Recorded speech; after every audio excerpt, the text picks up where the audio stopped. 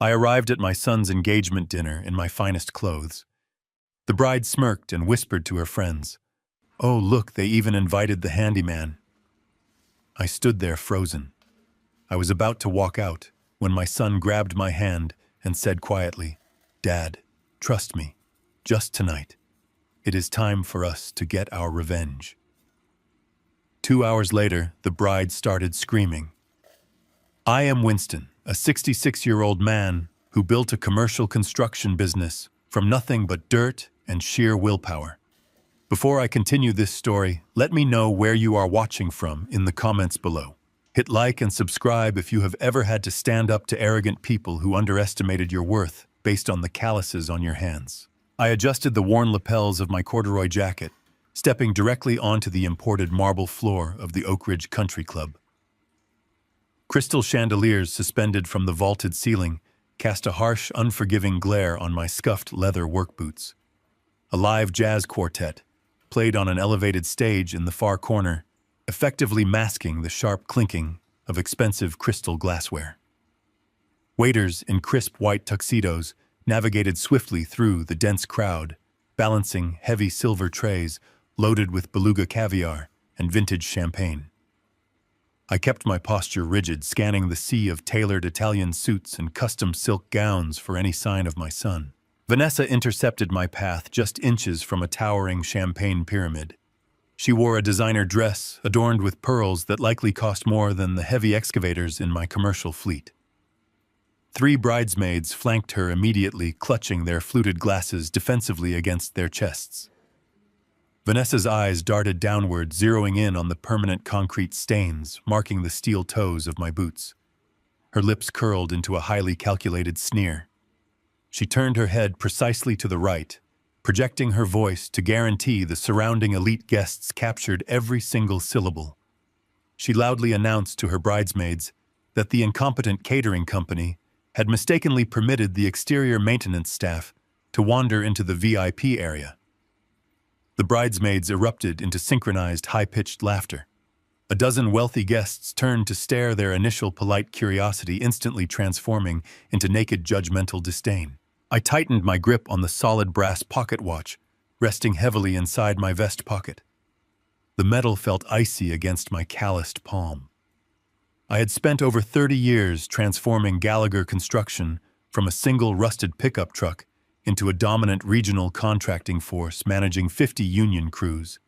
I refused to endure public humiliation from a young woman who had inherited her entire existence without ever lifting a hammer. I pivoted sharply on my heel, entirely prepared to exit the venue, retrieve my truck from the valet, and drive back to my lumberyard. I took 3 aggressive steps toward the heavy oak double doors leading back out to the main lobby.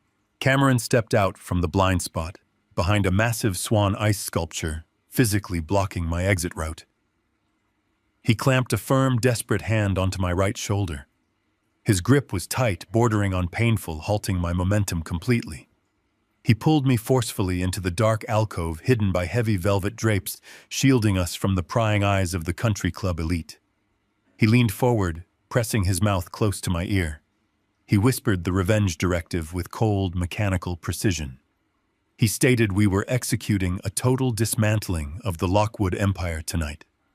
Cameron opened his left hand and discreetly slid a small black micro-receiver into my palm. He instructed me to insert the device into my ear the exact second I blended into the catering staff near the kitchen doors. I stared at the tiny piece of tactical hardware resting against my scarred skin. The matte black earpiece operated on an encrypted frequency designed to bypass local signal jammers. Cameron rapidly explained the entire engagement gala was an orchestrated trap.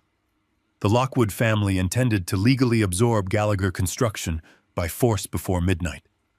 He revealed they planned to leverage a hidden debt clause to seize my commercial lots, liquidate my machinery, and terminate my union contracts. He issued a sharp warning that Vanessa's father was currently approaching our position from the eastern hallway. Vincent Lockwood marched aggressively toward our alcove, physically shoving past a waiter holding a tray of hot appetizers. Vincent wore a bespoke charcoal suit, his silver hair immaculate under the gallery lights. He clutched a thick, dark leather binder tightly against his chest. The heavy gold-embossed lettering on the cover clearly indicated the corporate merger agreements. Vincent's eyes locked onto mine, radiating the exact same arrogant venom as his daughter. He stopped mere inches from my face, deliberately invading my personal space. He demanded to know why I was loitering near the primary head table instead of finding a plastic folding chair in the back row. I slipped the micro receiver deep into my jacket pocket, maintaining unblinking eye contact with the billionaire real estate mogul. Vincent smirked rhythmically, tapping the heavy leather binder against his open palm. He announced the total legal transfer of Gallagher Construction to Lockwood Holdings would commence in precisely 1 hour. He claimed the paperwork contained irreversible clauses that would strip my operational authority completely. He instructed Cameron to join him immediately in the private upstairs study to review the final signature pages before the public announcement. Cameron gave me a singular, subtle nod, confirming our counter-operation was officially active. He turned abruptly and followed his future father-in-law down the mirrored corridor. I watched their reflections disappear behind a set of heavy frosted glass doors. The social elite continued to mingle, drink, and laugh, entirely oblivious to the corporate warfare actively unfolding beneath the polished surface of the celebration. I stepped purposefully toward the Western Service corridor, seamlessly bypassing a group of loud, inebriated executives discussing golf handicaps. I grabbed an abandoned silver tray from an unattended busing station near the coat check. I positioned myself in the shadows near the swinging kitchen entrance, perfectly camouflaged among the frantic, rushing catering staff loading clean plates. I retrieved the black micro receiver from my pocket and pushed it securely into my left ear canal. Static hissed sharply for a fraction of a second before the audio feed cleared completely. I heard the heavy, distinct thud of a solid wooden door closing and locking from the inside. I heard the unmistakable clink of ice cubes hitting the bottom of a crystal glass. Cameron had successfully planted the transmitter exactly where we needed it. I stood perfectly still in the bustling service corridor, balancing the empty silver tray on my fingertips. I listened intently as Vincent Lockwood began outlining his brutal strategy to annihilate my life's work. The lavish engagement dinner was merely the bait. The real trap was waiting in the fresh ink of that leather binder. I adjusted my corduroy jacket one last time, absolutely prepared to burn their trap to the ground. I pressed the cold polymer of the micro receiver deep into my left ear canal until it locked flush against the cartilage. A sharp burst of static crackled through my auditory nerve, followed by the crisp, ambient sound of a closed room. Cameron had successfully planted the transmitter exactly where we needed it. I needed mobility without scrutiny. A waiter in a starched white tuxedo rushed past the swinging kitchen doors, carrying an empty silver tray. I intercepted his path with a firm hand on his shoulder. I took the tray from his grasp and handed him a crisp $100 bill from my money clip. I instructed the young man to take a 20-minute break by the loading dock. He pocketed the cash and vanished without a single question. I balanced the polished silver platter on my fingertips and stepped out of the shadows. The transition from invited guest to invisible servant was instantaneous. The wealthy socialites parted around me like water around a stone, completely ignoring my existence. I navigated the dense crowd near the head table, keeping my head bowed and my eyes locked on the patterned marble floor. I positioned myself behind a towering floral arrangement of white orchids. This vantage point offered a clear line of sight to the main stage while rendering me entirely forgettable to the private security personnel patrolling the perimeter. The audio feed in my ear crystallized. I heard the heavy clink of crystal glasses sliding across a mahogany desk. Vincent Lockwood's voice resonated through the earpiece with terrifying clarity. He was not alone in the private upstairs study. Vanessa's sharp heels clicked against the hardwood floor. Vincent ordered his daughter to intercept Cameron the moment he reached the upper landing. He handed her a specific set of instructions regarding the bar service. Vincent commanded Vanessa to ensure Cameron consumed at least 3 glasses of vintage bourbon before guiding him into the study. The strategy was brutal and deliberate. They needed Cameron cognitively impaired, his reflexes, dulled by alcohol, making him completely unable to process the dense legal jargon printed on the final pages of the joint venture agreement. Vanessa laughed softly into the microphone. The sound of her amusement sent a shockwave of cold fury through my chest. She assured her father she had already bribed the lead bartender to double the pour on Cameron's drinks. The bride was actively conspiring to intoxicate her groom to facilitate a massive corporate theft. The conversation shifted to the physical documents. I listened intently as Vincent flipped through the heavy parchment pages. He tapped his fountain pen against the leather binder, confirming the placement of the hidden addendum. The audio feed revealed the exact nature of the trap. Vincent had buried a hostile takeover clause deep within the standard operational liability section. The clause was a masterclass in predatory litigation. It stipulated that upon the legal union of the two families, Lockwood Holdings would immediately absorb all voting shares of Gallagher Construction under the guise of an integrated management trust. Once Cameron signed that specific page, the trap would snap shut. Vincent outlined the 30-day liquidation timeline to his daughter. He intended to seize our heavy machinery fleet auction off the commercial lumber yards and terminate every single union contract I had negotiated over the past 3 decades. The entire operation was designed to strip Gallagher Construction down to the studs, cannibalize our physical assets, and funnel the generated capital directly into Vincent's offshore accounts. They were not merging our families. They were executing a premeditated corporate slaughter. I adjusted my grip on the silver tray, my knuckles turning white against the cold metal rim. The sheer audacity of their plan required immediate counteraction. I scanned the ballroom floor, locating Cameron standing near the base of the grand staircase. A waiter approached him carrying a fresh glass of amber liquid. Vanessa descended the stairs, her silk gown trailing behind her, moving to intercept my son exactly as Vincent had commanded. I stepped out from behind the floral arrangement, deliberately entering Cameron's peripheral vision. I raised my left hand to my ear. I tapped the micro receiver twice with my index finger. The prearranged warning signal was subtle but unmistakable. Cameron froze.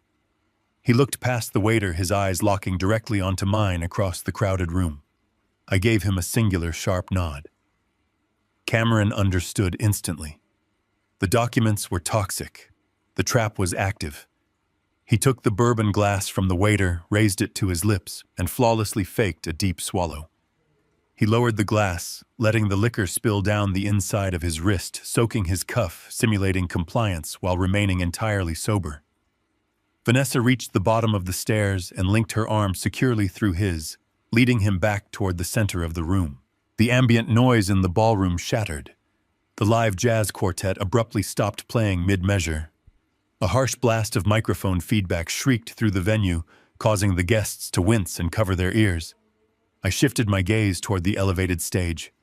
Vincent Lockwood strode out from the backstage curtain, his imposing figure bathed in a harsh white spotlight. He held the thick leather binder securely under his left arm. The billionaire mogul gripped the microphone stand, his charismatic smile masking the absolute treachery I had just witnessed through the audio feed.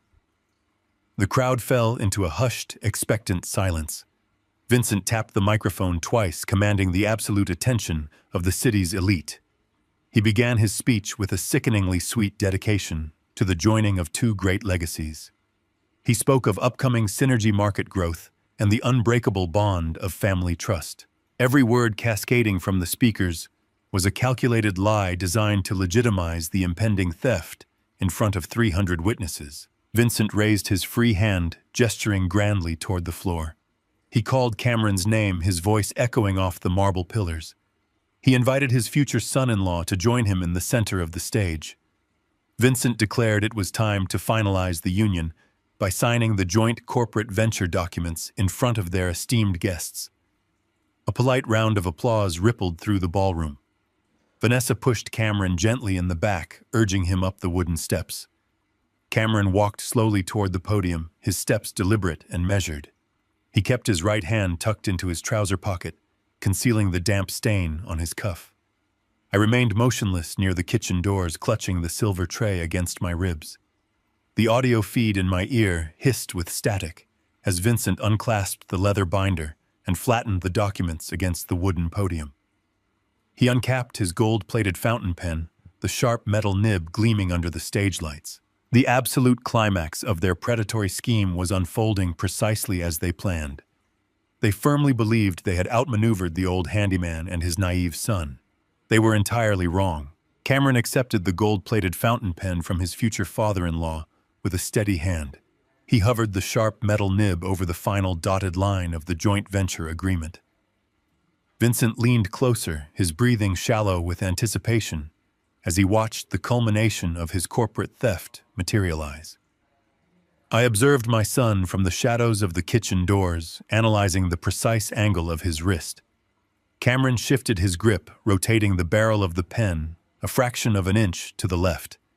He executed an inverted counterclockwise signature stroke. I had taught him this exact biometric deviation 15 years ago inside a freezing construction trailer. We were negotiating with a corrupt concrete supplier who threatened to halt our supply chain unless we signed a predatory contract. I instructed a teenage Cameron that a signature executed with an inverted pressure sequence and reversed loops is legally classified as a non-binding mark of duress by state forensic handwriting experts. It appears visually identical to the untrained eye, but entirely fails basic biometric authentication. The dark ink flowed onto the heavy parchment paper, securing a completely invalid legal commitment. The invalid signature did more than just protect our company. It actively transformed the joint venture agreement into a fraudulent document legally exposing Vincent Lockwood to severe federal penalties the moment he attempted to enforce it.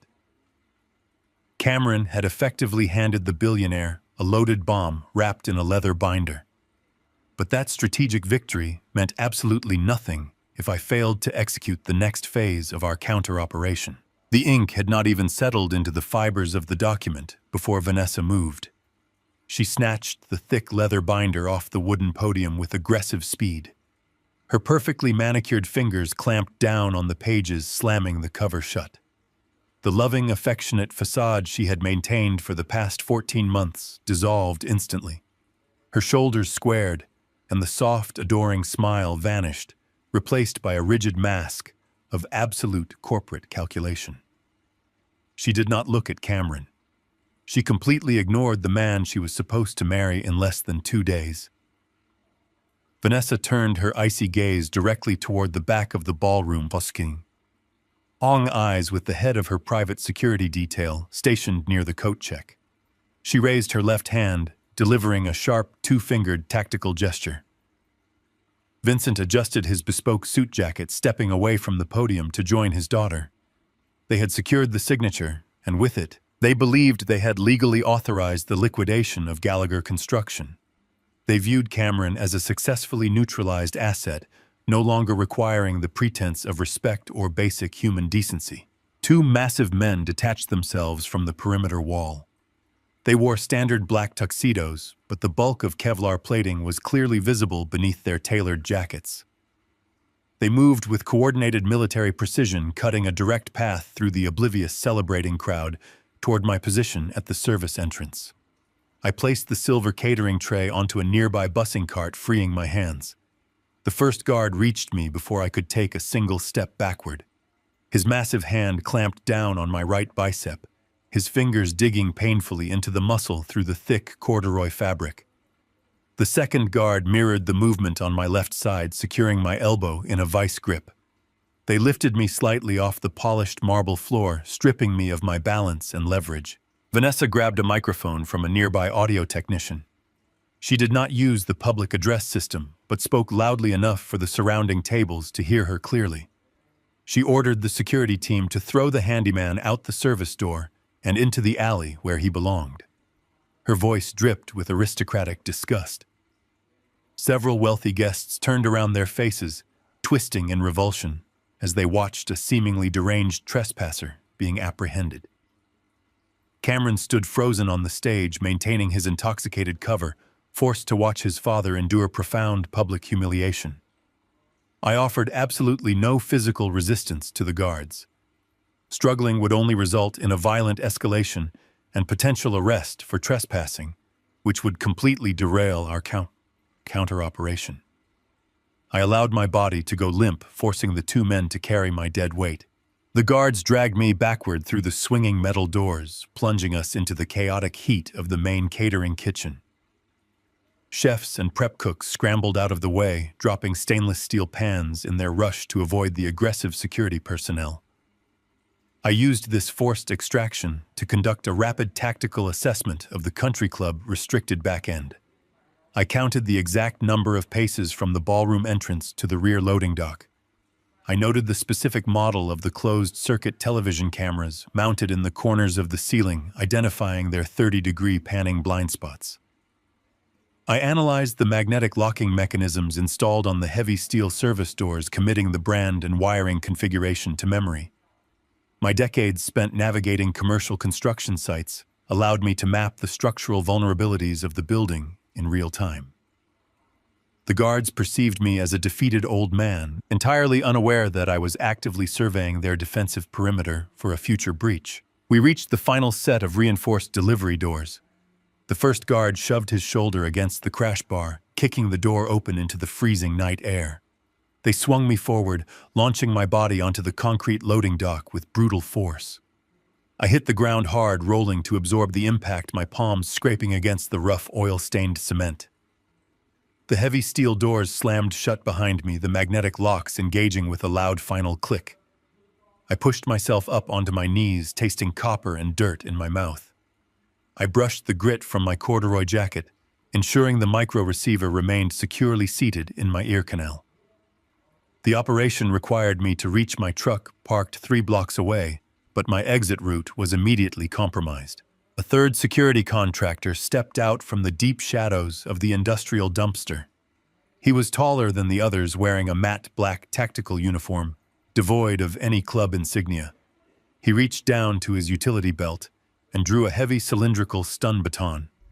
He thumbed the activation switch. A bright blue arc of high-voltage electricity crackled aggressively across the metal prongs, illuminating the dark alleyway. The sharp scent of ozone filled the cold air. The guard stepped squarely in front of the narrow chain-link gate, physically blocking my only path back toward the main street. He did not issue a verbal warning or demand my departure. He simply leveled the sparking baton toward my chest, establishing a lethal perimeter. I was successfully locked out of the venue, completely separated from my son, and trapped in a dead-end alley with an armed corporate mercenary. The initial phase of the Lockwood trap had closed perfectly around us. The guard with the stun baton shifted his weight onto his back foot, anticipating my surrender. He assumed the sparking electricity would intimidate a 66-year-old civilian into submission. He failed to realize that building skyscrapers required surviving decades of harsh, unforgiving labor. My hands were conditioned by rough steel and raw lumber, and my mind was calibrated to dismantle structural obstacles. I analyzed the wet concrete beneath the guard's boots, noting a slick patch of discarded engine oil directly behind his left heel. I lowered my center of gravity, feigning a stumble to draw him forward. He took the bait, stepping aggressively into the oily puddle to close the distance. The humming baton swung in a wide, careless arc toward my shoulder. I planted my boots firmly on the dry cement, preparing to dismantle the human barricade blocking my path to the truck. The rough, unforgiving asphalt tore through the heavy fabric of my trousers as the private security contractors violently ejected me from the country club. I absorbed the harsh shove to the concrete, utilizing my shoulder to break the heavy fall and protect my collarbone from the severe impact. The thick steel service doors slammed shut behind me with a resounding metallic clang, immediately engaging their heavy magnetic locks. I pushed myself up from the damp ground, ignoring the sharp, radiating sting traveling down my left leg. I brushed the loose gravel and oily street dirt from my scraped knees, smoothing the front of my corduroy jacket. The physical humiliation was a highly calculated, necessary sacrifice to guarantee Cameron remained deeply embedded within the hostile environment, without raising any suspicion. I turned my back on the lavish venue and walked briskly down the narrow, dimly lit alleyway.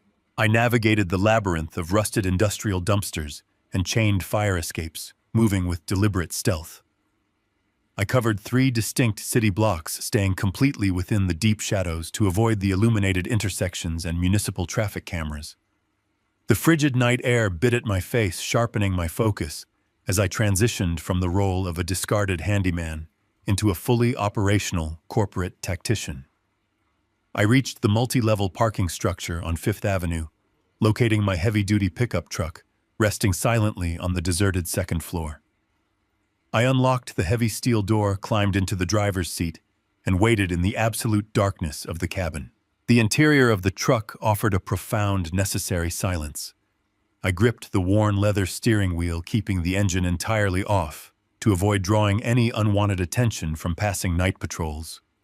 I reached beneath the passenger seat, retrieving a reinforced steel lockbox bolted directly to the vehicle's chassis. I keyed in the complex mechanical combination, popping the heavy lid to extract a secondary unregistered burner phone. This specific device operated on a heavily encrypted localized mesh network entirely separate from my standard commercial cellular plan. The digital clock on the dashboard ticked forward, marking the agonizingly slow passage of time. The absolute silence stretched out heavy with the weight of the impending corporate warfare. Suddenly, the burner phone vibrated sharply against my calloused palm. The small screen illuminated the pitch-black cabin, displaying a single secured text message transmitted directly from Cameron. He confirmed Vincent had successfully utilized the private facsimile machine located inside the upstairs study. The billionaire had securely faxed the forged joint venture documents directly to the state corporate registry office. The hostile takeover was officially logged, stamped and verified in the government database. Vincent now legally possessed temporary sweeping executive control over the entirety of Gallagher Construction. The trap was completely set.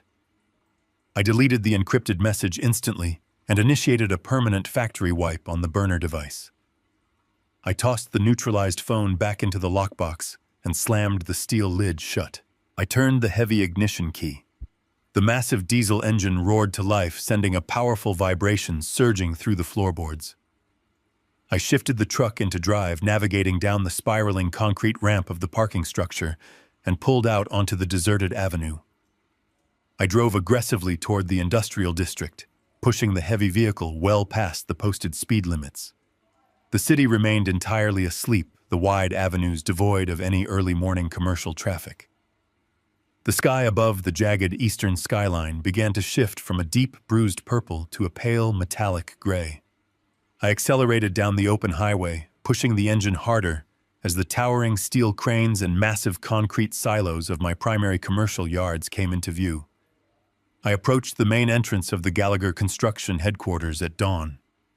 The towering chain-link fences and razor-wire perimeter stood exactly as I had designed them 30 years ago, an imposing fortress of industry. I rolled down my driver's side window, pulling my heavy plastic biometric access card from the sun visor overhead. I extended my arm and pressed the thick magnetic strip firmly against the security scanner mounted to the reinforced steel gate post. The machine usually chimed with a welcoming high-pitched green light. Today, the scanner emitted a harsh, flat buzzing sound. A solid red light flared across the digital display interface. The screen flashed a bright crimson error message displaying a total systemic override. My administrative privileges were completely and irrevocably revoked. Vincent had wasted absolutely no time executing the brutal liquidation phase of his strategy. The exact moment his forged documents cleared the state registry, he initiated a hostile digital lockout of my entire corporate infrastructure. I threw the truck into park, leaving the heavy diesel engine idling loudly, directly at the closed gate. I stepped out onto the damp pavement, walking with deliberate heavy steps toward the main glass doors of the executive lobby. The interior security lights blazed with blinding intensity, fully illuminating the massive polished concrete foyer. I pressed my hands against the chilled, reinforced glass, peering directly into the vital heart of my company. 6 men occupied the main lobby floor. They did not wear our standard blue-collared security uniforms. They wore unmarked olive green tactical gear, heavily loaded utility belts, and thick Kevlar body armor. These were highly paid private military contractors hired specifically for rapid, aggressive corporate asset seizures. They moved with coordinated, ruthless efficiency, showing absolutely no regard for the property I had built from the dirt up. Two of the heavily armed contractors stood guard by the executive elevator banks, their hands resting casually near the grips of the holstered firearms resting on their hips. The remaining 4 mercenaries were gathered tightly around the central nervous system of my entire enterprise. My proprietary server racks were housed behind a thick, temperature-controlled glass enclosure situated directly behind the main reception desk. These towering mainframes contained every single active union contract employee pension fund, financial ledger, and highly classified architectural blueprint Gallagher Construction possessed. The lead contractor barked sharp guttural commands to his specialized crew. He wielded a heavy industrial power drill, actively unbolting the thick steel base plates of my server racks right out of the structural floorboards. Intense sparks flew across the room as the heavy titanium bolts were violently stripped from the concrete foundation. The men aggressively disconnected the thick fiber optic cables, carelessly tossing the vital sensitive wiring aside. They were physically ripping the digital brain out of my company. I shifted my gaze toward the loading zone situated adjacent to the lobby entrance. An unmarked matte black cargo van sat idling loudly with its rear doors flung wide open. The vehicle possessed no visible license plates and absolutely no identifying corporate insignias. The lead contractor pointed his heavy drill toward the glass exit, ordering his men to load the heavy unsecured mainframes directly into the waiting vehicle. Vincent intended to steal the servers entirely effectively, erasing my company's operational existence before the morning shift even arrived for work. I slammed the heavy transmission lever of my diesel pickup truck downward into drive. The engine block roared with a deafening surge of mechanical power that vibrated straight up my forearms. I stomped my work boot firmly onto the accelerator pedal. The massive rear tires spun fiercely against the damp asphalt before finding traction. The truck launched forward with the weight and momentum of a battering ram. The unmarked matte black cargo van was just beginning to roll forward toward the street exit. The mercenary behind the wheel clearly thought he had a clean escape route. He miscalculated. I cranked the steering wheel hard to the left, angling my reinforced steel bumper directly toward the descending concrete ramp of the loading dock. The collision was a bone-rattling crunch of tearing metal and shattered fiberglass. My front grille smashed violently into the front quarter panel of the mercenary transport vehicle. The sheer physical force of my heavy-duty suspension pinned the van completely against the solid brick wall of the architectural support column. The cargo van shuddered and stalled out its exhaust pipe, coughing a thick plume of gray smoke into the morning air. The driver slammed his fists against his steering wheel in sudden panic, utterly trapped within the narrow concrete corridor. I ignored the hissing radiator fluid leaking onto the pavement outside. I reached out and ripped my smartphone from the dashboard magnetic mount. My calloused thumbs navigated the cracked glass screen with urgent precision. I bypassed the standard visual operating system and launched the hidden command terminal I had personally coded alongside my chief engineer 5 years prior. The screen inverted to a stark black background with raw white text cascading down the display. I accessed the Gallagher Construction emergency route directory. The digital firewall required a biometric scan, followed by a highly encrypted alphanumeric sequence. I pressed my thumb against the lens, watching the authorization bar load with agonizing slowness. A green prompt appeared requesting the final executive override key. This was the Scorched Earth Protocol. It was a digital failsafe designed for absolute catastrophe, intended to prevent our proprietary structural blueprints and localized financial ledgers from ever falling into rival corporate hands. I did not hesitate. I typed the 12-digit override code using dates and measurements only Cameron and I would ever recognize. The smartphone screen blinked bright red. A bold warning prompt demanded secondary confirmation that I understood the irreversible nature of this command. I tapped confirm. A silent digital frequency pulsed from my cellular device directly toward the stolen server racks, currently sitting unsecured in the back of the trapped cargo van. Inside the belly of that vehicle, the physical hardware began to cannibalize itself. The tactical mercenaries standing on the loading dock jumped backward in sudden confusion as a high-pitched, agonizing whine erupted from the cargo bay. The proprietary server hard drives initiated a catastrophic magnetic wipe. The cooling fans accelerated to their maximum rotational limits, screaming like tortured jet engines before shorting out completely. The internal platters spun violently, intentionally misaligning the reader arms to physically score and destroy the magnetic disks. In less than 60 seconds, 80 terabytes of Gallagher construction financial history, payroll distributions, architectural schematics, and union negotiation records evaporated into permanent nothingness. The digital empire I had spent decades building was now nothing more than a pile of melted silicon and useless plastic. The sudden destruction of the servers created a chaotic echo across the loading zone. Smoke began to curl out from the open rear doors of the transport van, carrying the acrid smell of burnt electrical wiring. The armed contractors coughed and waved their hands, stepping away from the ruined hardware. They realized simultaneously that the objective they had been paid to secure was now completely worthless. The heavy revolving glass doors of the main executive lobby shattered inward. Vincent Lockwood stormed out onto the pavement. His bespoke suit jacket billowed behind him as he marched directly toward my idling truck. The veins in his neck bulged with raw, unadulterated fury. His face twisted into a mask of pure rage as the dying whine of the server fans reached his ears. He realized instantly what I had just accomplished. The hostile takeover relied entirely on securing the historical data assets of my company. Without those 80 terabytes of operational history, the joint venture agreement he had forced Cameron to sign was effectively anchored to a hollow shell. Vincent possessed the legal rights to the company, but I had just burned the company to the ground from the inside out. Vincent stopped inches from my reinforced driver's side window. I kept the glass rolled up, staring down at him from the elevated cabin of my truck. He slammed his flat palms against the window pane, his mouth moving in a barrage of silent curses. He stepped back and reached aggressively into the inner pocket of his tailored jacket. He pulled out a folded legal document printed on thick, watermarked paper.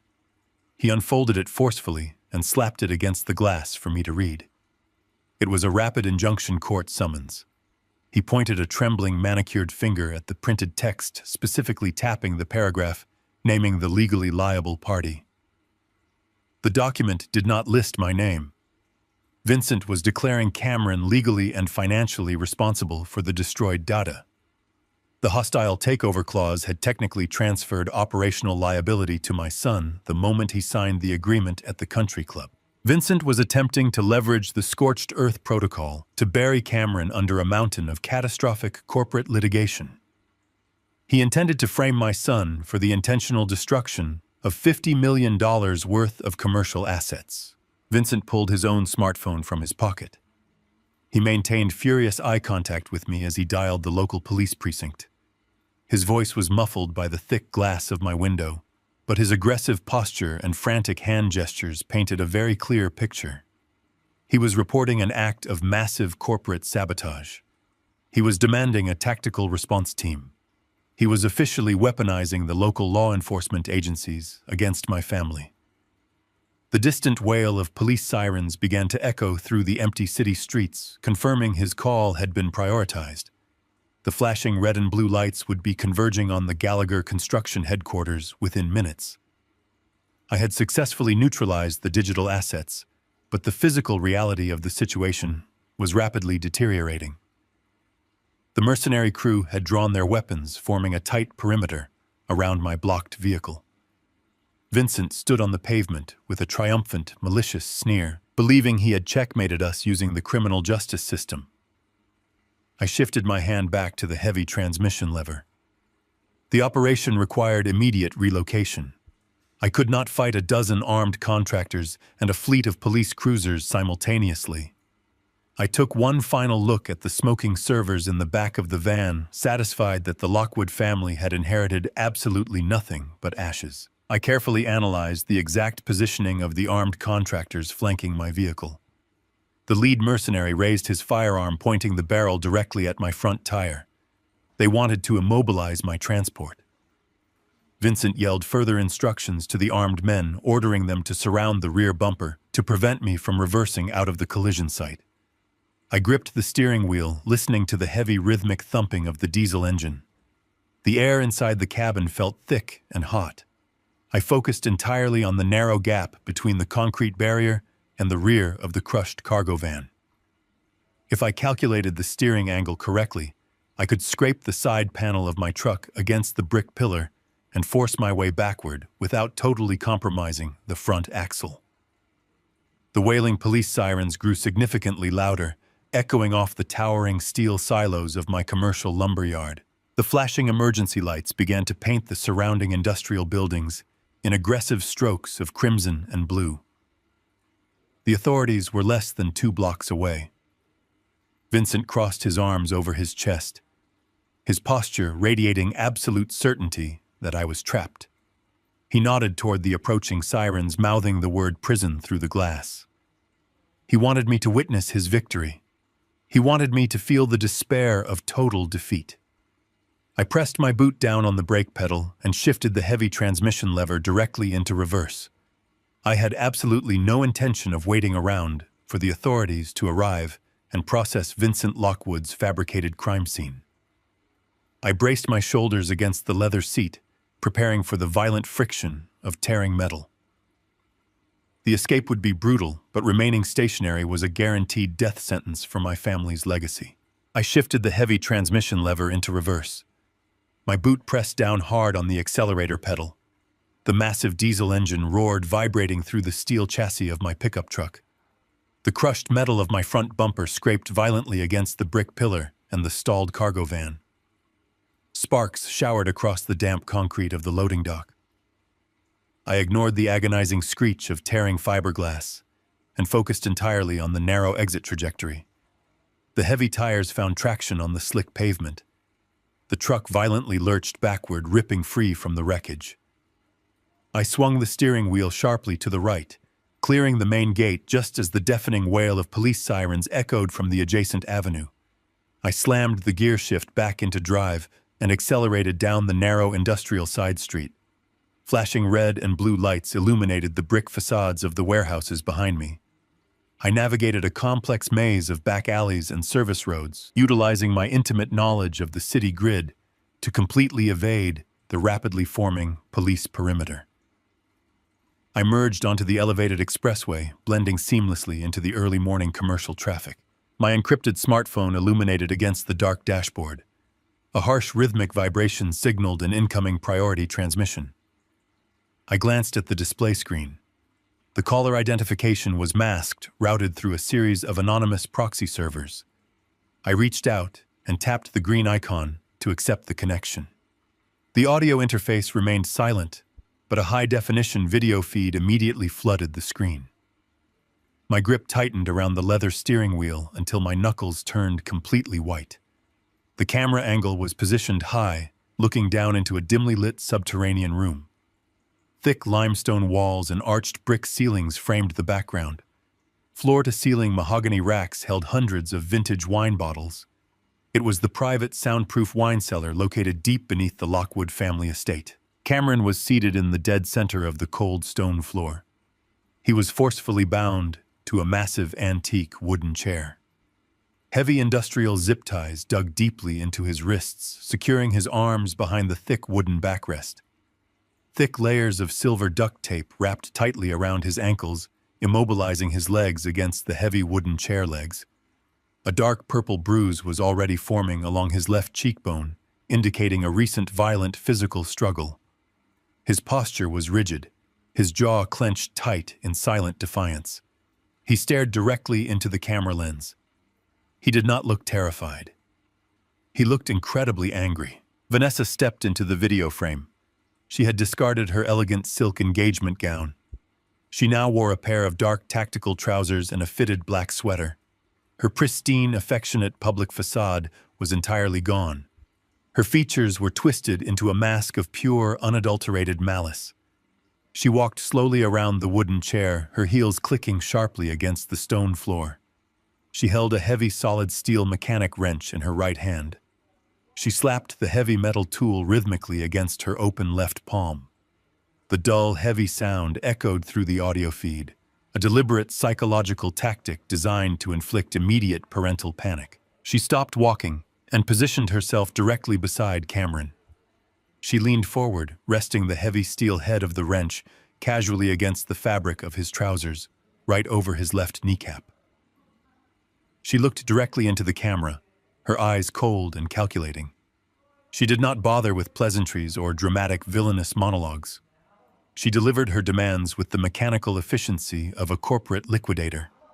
She stated that the scorched earth protocol I had initiated at the construction headquarters had successfully annihilated 80 terabytes of proprietary financial data. She informed me that without those specific digital records, the hostile takeover of Gallagher Construction was currently stalled. She calculated the total financial loss of the erased server architecture and the delayed corporate acquisition at exactly $50 million. Vanessa demanded total and immediate financial compensation.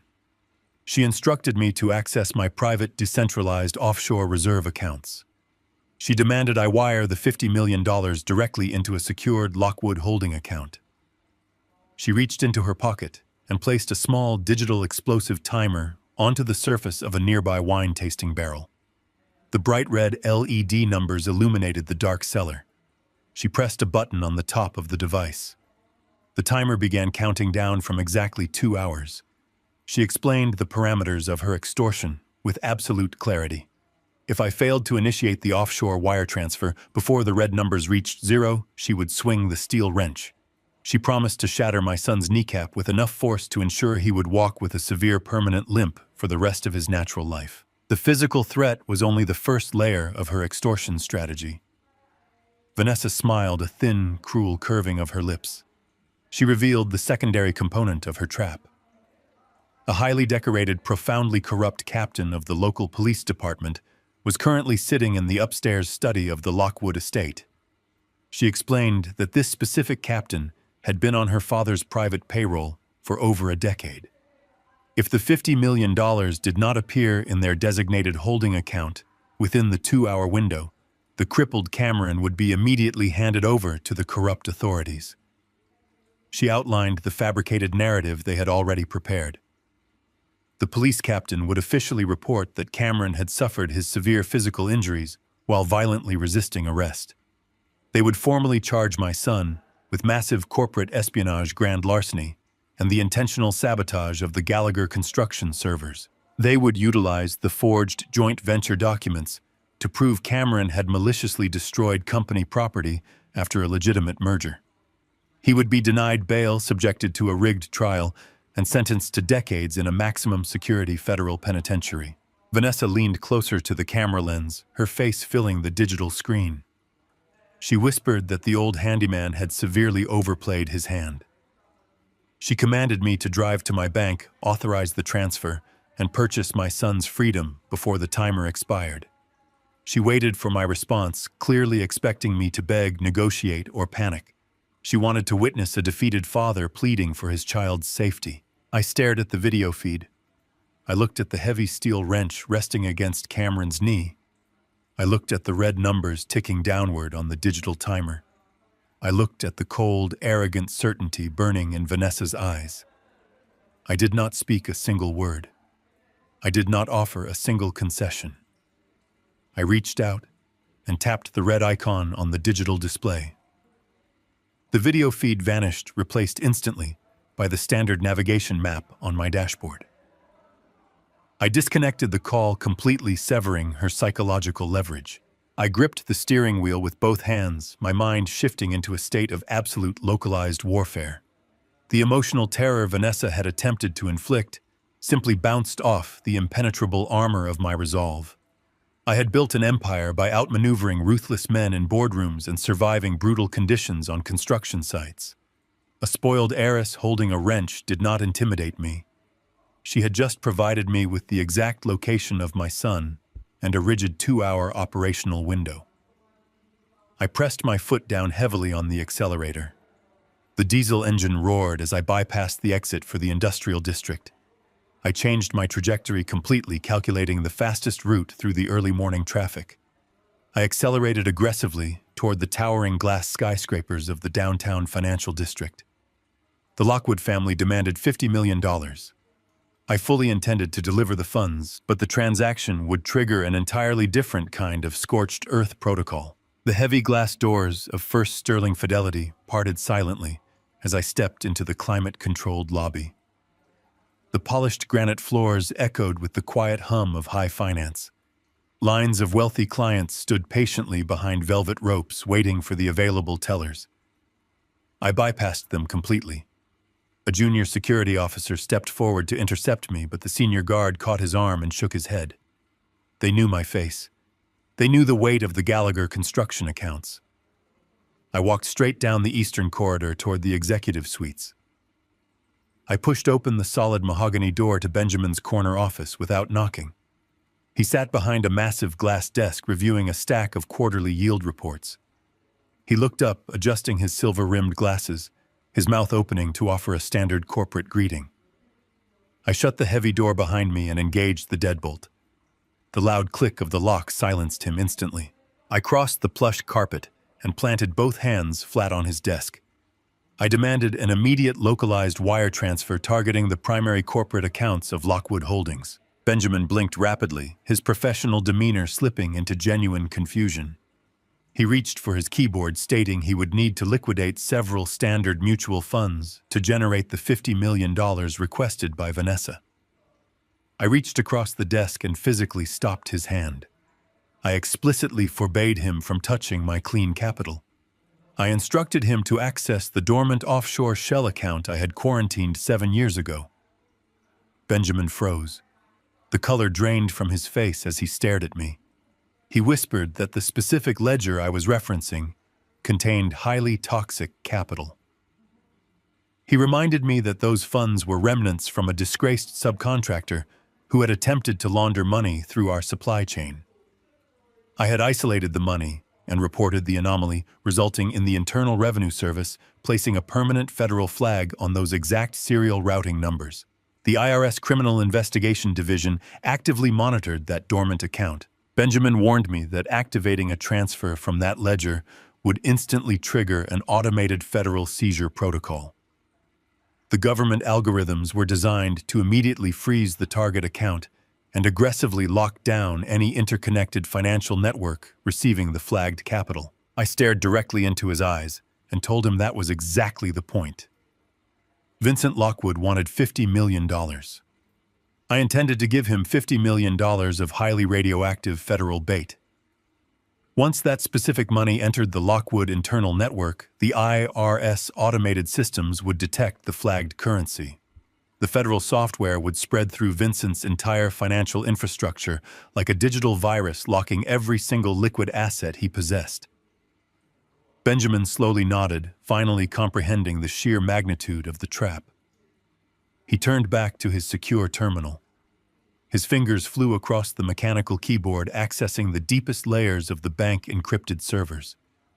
He bypassed 4 separate warning prompts from the institution internal risk management software. He linked the dormant toxic ledger directly to the Lockwood routing numbers Vanessa had gloatingly provided during her extortion call. The wealth manager explained a critical complication.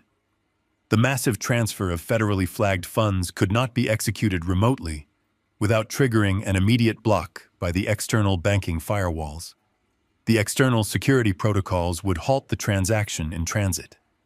The only way to successfully inject the toxic capital into Vincent's system was a localized handshake.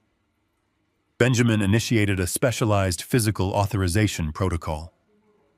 The heavy processing unit beneath his desk whirred loudly. A secure ejection port slid open on the console. A solid titanium flash drive popped out, resting on a velvet tray. Benjamin picked up the small metal device. He explained that this cryptographic token contained the localized execution codes. The security protocol mandated that this specific titanium drive must be manually inserted into the receiving party primary network terminal. It required physical proximity.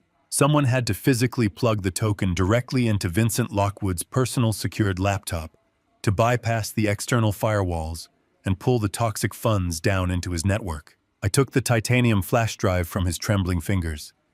The metal was cold and heavy, a physical weapon forged from digital ruin. I slipped the token deep into the front pocket of my trousers. Benjamin sat back in his leather chair, wiping a thin layer of sweat from his forehead. He stated that the transfer was primed and waiting for the physical handshake. I did not offer a polite farewell. I unlocked the heavy mahogany door and walked rapidly out of the bank. The midday sun beat down on the pavement as I climbed back into my damaged pickup truck. The engine roared to life, the crushed front fender scraping slightly against the tire. I needed specialized gear for the next phase of the operation. I drove away from the pristine financial district, navigating toward the gritty industrial border of the city. I parked outside a dusty military surplus store, squeezed between a failing laundromat and a boarded-up diner. The bell above the door chimed harshly as I entered. The air inside smelled of canvas, brass polish, and old leather. I ignored the racks of display items and walked directly to the tactical supply section in the back corner. I grabbed a heavy matte black tactical jacket constructed from ripstop nylon. The material was designed to resist tearing against jagged rocks and razor wire.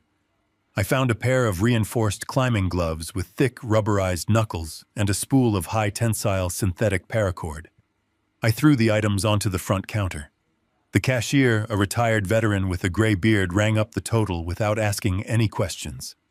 I paid in untraceable cash, grabbed the plastic bag, and exited the store. I stripped off my ruined corduroy jacket in the parking lot and pulled the matte black tactical gear over my shoulders. The reinforced fabric felt like armor. I slipped the climbing gloves into my pockets and secured the paracord to my belt loop. I steered my truck onto the coastal highway, driving steadily toward the affluent northern ridges. The Lockwood estate was an isolated fortress built onto the edge of a massive rugged cliffside overlooking the churning Atlantic Ocean. Vincent had chosen the location for its absolute exclusivity and natural defensive perimeter. The sprawling mansion was surrounded by high stone walls and wrought iron gates on the street side, but the rear of the property simply dropped off into a deadly vertical rock face, dropping hundreds of feet into the freezing salt water below. I knew the exact layout of the property. I knew the geological composition of the cliff. I knew it because my commercial crews had poured the foundational concrete for the estate 15 years ago. I knew every structural vulnerability and blind spot in the architectural design. The sun began to dip below the horizon, casting long, menacing shadows across the winding coastal road. The transition into dusk provided the natural concealment I required. I killed the headlights of my truck, relying on the pale moonlight to guide the heavy vehicle down an abandoned, unpaved service trail. The thick canopy of ancient pine trees swallowed the truck, hiding the metal chassis from any passing coastal patrols. I shifted into park and cut the engine. The silence of the forest was absolute, broken only by the rhythmic, violent crashing of the ocean waves against the rocks far below. I stepped out of the cabin, my work boots crunching softly against the dried pine needles. I zipped the black tactical jacket up to my chin and pulled the reinforced gloves over my hands. I patted my pocket, feeling the solid shape of the titanium token resting against my thigh. I walked quietly through the dense tree line, navigating the treacherous terrain entirely from memory. The ocean wind whipped fiercely against my face as I reached the very edge of the precipice. The massive stone foundation of the Lockwood estate loomed above me in the darkness, a monument to arrogance perched on the edge of oblivion. I stared up at the sheer vertical drop. The infiltration point was waiting. I secured my grip on the jagged stone and prepared to initiate the final phase. The freezing saltwater spray lashed against the jagged granite surface of the coastal cliff. I pressed my back against the damp rock face, letting the matte black tactical jacket absorb the harsh ocean wind.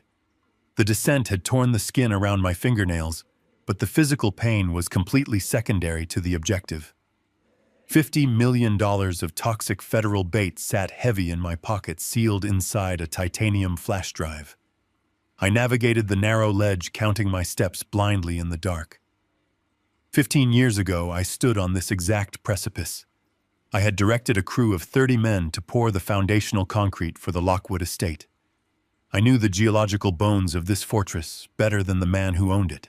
My boots found the recessed concrete lip hidden behind a thick cluster of dead coastal vines. I dropped to my knees and cleared the debris with my gloved hands. A rusted iron grate blocked the entrance to the primary drainage pipe. I reached precisely 4 inches to the right of the central hinge, pressing my thumb into a seemingly natural groove in the cement. The hidden mechanical latch released with a heavy metallic clank. I gripped the iron bars and pulled the grate outward, sliding it silently onto the wet grass. The mouth of the subterranean tunnel exhaled a breath of stagnant, damp air. I crawled forward, letting the absolute pitch blackness of the pipe swallow me whole. The tunnel was narrow, forcing me to drag my body forward on my elbows and knees. The rough concrete scraped violently against the reinforced nylon of my jacket. The sound of the crashing ocean faded, replaced by the rhythmic echoing of my own strained breathing. The air grew significantly colder, smelling of wet earth and oxidized copper. I calculated my forward progression by the number of foundational joints I passed. Each seamless junction was a testament to the meticulous commercial standards I demanded from my crews. I was crawling through the literal veins of my own architectural creation. My 66-year-old muscles burned with lactic acid buildup, protesting the severe confinement and relentless physical exertion. I pushed the pain away, focusing entirely on the image of Cameron strapped to that heavy wooden chair in the wine cellar. The extortion timer was steadily ticking down. Failure was absolutely unacceptable. The incline of the pipe shifted sharply upward. I planted my boots against the curved walls, using pure leg strength to hoist my body up the vertical shaft. My gloved fingers brushed against a flat metal surface. It was the secondary drainage grate. I pressed my shoulders against the iron bars and shoved upward. The grate yielded, lifting away from the housing. I breached the surface, inhaling the sudden, overwhelming scent of manicured, blooming flowers. I was directly beneath the sprawling imported rose bushes bordering the eastern edge of the Lockwood manicured lawn. I pushed the grate aside and dragged my torso out of the subterranean shaft, rolling silently onto the soft, wet soil. Sharp thorns bit into my tactical jacket, but the ripstop fabric held firm. I remained completely flat against the ground, analyzing the defensive perimeter. The estate grounds were bathed in the pale glow of the moonlight. 6 feet in front of my position, a sophisticated security grid activated. Thin, invisible infrared beams swept across the lawn in a synchronized geometric pattern. To an outside intruder, the intersecting laser thresholds formed an impenetrable digital wall. But I was not an outside intruder. I had personally reviewed the landscape schematics to ensure the security vendor had proper electrical conduits. I knew the exact height and rotational timing of every single emitter on the property. The system possessed a critical architectural blind spot, resulting from a slight, uncorrected depression in the lawn grading. I waited for the primary sweeping laser to pan entirely to the left. I pressed my chest flat against the wet grass and executed a low military crawl. I moved directly beneath the lowest sensor threshold, feeling the static hum of the active infrared beam passing mere millimeters above my spine. I breached the grid without triggering a single alarm, vanishing into the deep shadows cast by the towering stone facade of the main house. I stood up, pressing myself flat against the cold stone blocks of the exterior wall. I looked upward, tracking the thick, decorative iron trellis ascending toward the second floor. The metal structure was heavily bolted into the masonry, originally designed to support climbing ivy. Tonight, it would support my infiltration. I gripped the thick iron crossbar, testing its structural integrity. The metal was solid, unyielding under my weight. I began the ascent, placing the rubberized knuckles of my climbing gloves precisely on the secure welding joints. The climb demanded total silence. I moved deliberately, coordinating my upward pulls with the distant sound of the ocean waves crashing against the cliffs below to mask any accidental scraping of my boots. My forearms ached fiercely, screaming against the vertical suspension. I reached the stone balcony jutting out from the second story. I hooked my right leg over the carved marble balustrade and hoisted my entire body over the railing, dropping soundlessly onto the tiled deck. A set of towering mahogany French doors separated me from Vincent Lockwood's private study. The glass panes were thick, impact-resistant material, but the locking mechanism was a traditional brass latch system. I pulled a thin, specialized torsion wrench from my tactical pocket. I slid the flat metal edge directly between the overlapping mahogany frames, pressing it firmly against the interior brass catch. I applied upward pressure, feeling the internal spring resistance. I manipulated the tool with surgical precision, utilizing a technique learned decades ago when securing commercial building sites. The heavy brass latch clicked upward with a soft, barely audible snap. I grasped the curved handle and pulled the right door open just enough to permit entry. I stepped through the threshold. The air inside the study was warm, smelling strongly of expensive cigar smoke and aged leather. My boots sank deeply into the thick fibers of a massive Persian rug, silencing my footsteps completely. The room was illuminated only by the soft glow of a computer monitor resting on a heavy oak desk at the far end of the room. The walls were lined with floor-to-ceiling bookshelves, filled with leather-bound volumes. I reached into my pocket, my fingers wrapping securely around the cold titanium flash drive. I took 2 silent steps toward the network terminal. The heavy leather executive chair behind the desk suddenly swiveled around. Vincent Lockwood was sitting there. He did not look surprised. He did not look panicked. He looked entirely prepared. His right hand rested casually on the leather blotting pad. He was holding a high-caliber semi-automatic pistol equipped with a long cylindrical sound suppressor. The black metal barrel was leveled directly at the center of my chest. Vincent smiled a cold, predatory expression that completely illuminated his sheer arrogance. He stated that my stealth infiltration was highly impressive for a man of my age, but ultimately futile. He gestured toward a secondary monitor positioned on his desk. The screen displayed a live thermal imaging feed of the entire estate grounds. The heat signature of my body was clearly visible, glowing bright white against the cool blue background of the lawn and trellis. He leaned forward, keeping the suppressed weapon perfectly steady. He revealed that he had recently upgraded the security infrastructure. He had specifically synchronized the military-grade thermal cameras to monitor the exact architectural blind spots I had designed 15 years ago. He had watched my entire approach from the moment I emerged from the drainage pipe. I was standing in the center of his study, unarmed with a loaded gun aimed at my heart, completely trapped in the final stage of his corporate execution plan. The sharp metallic click of the pistol hammer locking into the rearward position severed the heavy silence of the private study. Vincent Lockwood kept the thick cylindrical suppressor aimed flawlessly at my sternum. His right index finger rested with aggressive intent against the curved metal trigger. He did not shout. His voice was a low, vibrating hum of absolute authority as he ordered me to step away from the mahogany desk and completely empty my pockets. I maintained direct, unwavering eye contact, projecting complete tactical compliance to avoid triggering a lethal panic reflex. I reached into the front pocket of my matte black tactical jacket with agonizing slowness. I extracted the solid titanium flash drive. The metal felt incredibly dense against my calloused palm, serving as a physical vessel containing the absolute financial ruin of the man sitting across from me. I extended my arm forward and allowed the cryptographic token to drop. It landed on his expansive leather blotter with a dull, heavy thud. I immediately raised both of my hands to shoulder height, keeping my palms open and perfectly visible. Vincent smirked. A grotesque contortion of pure arrogance spread across his meticulously groomed features. He genuinely believed he possessed absolute total control over the current operational environment.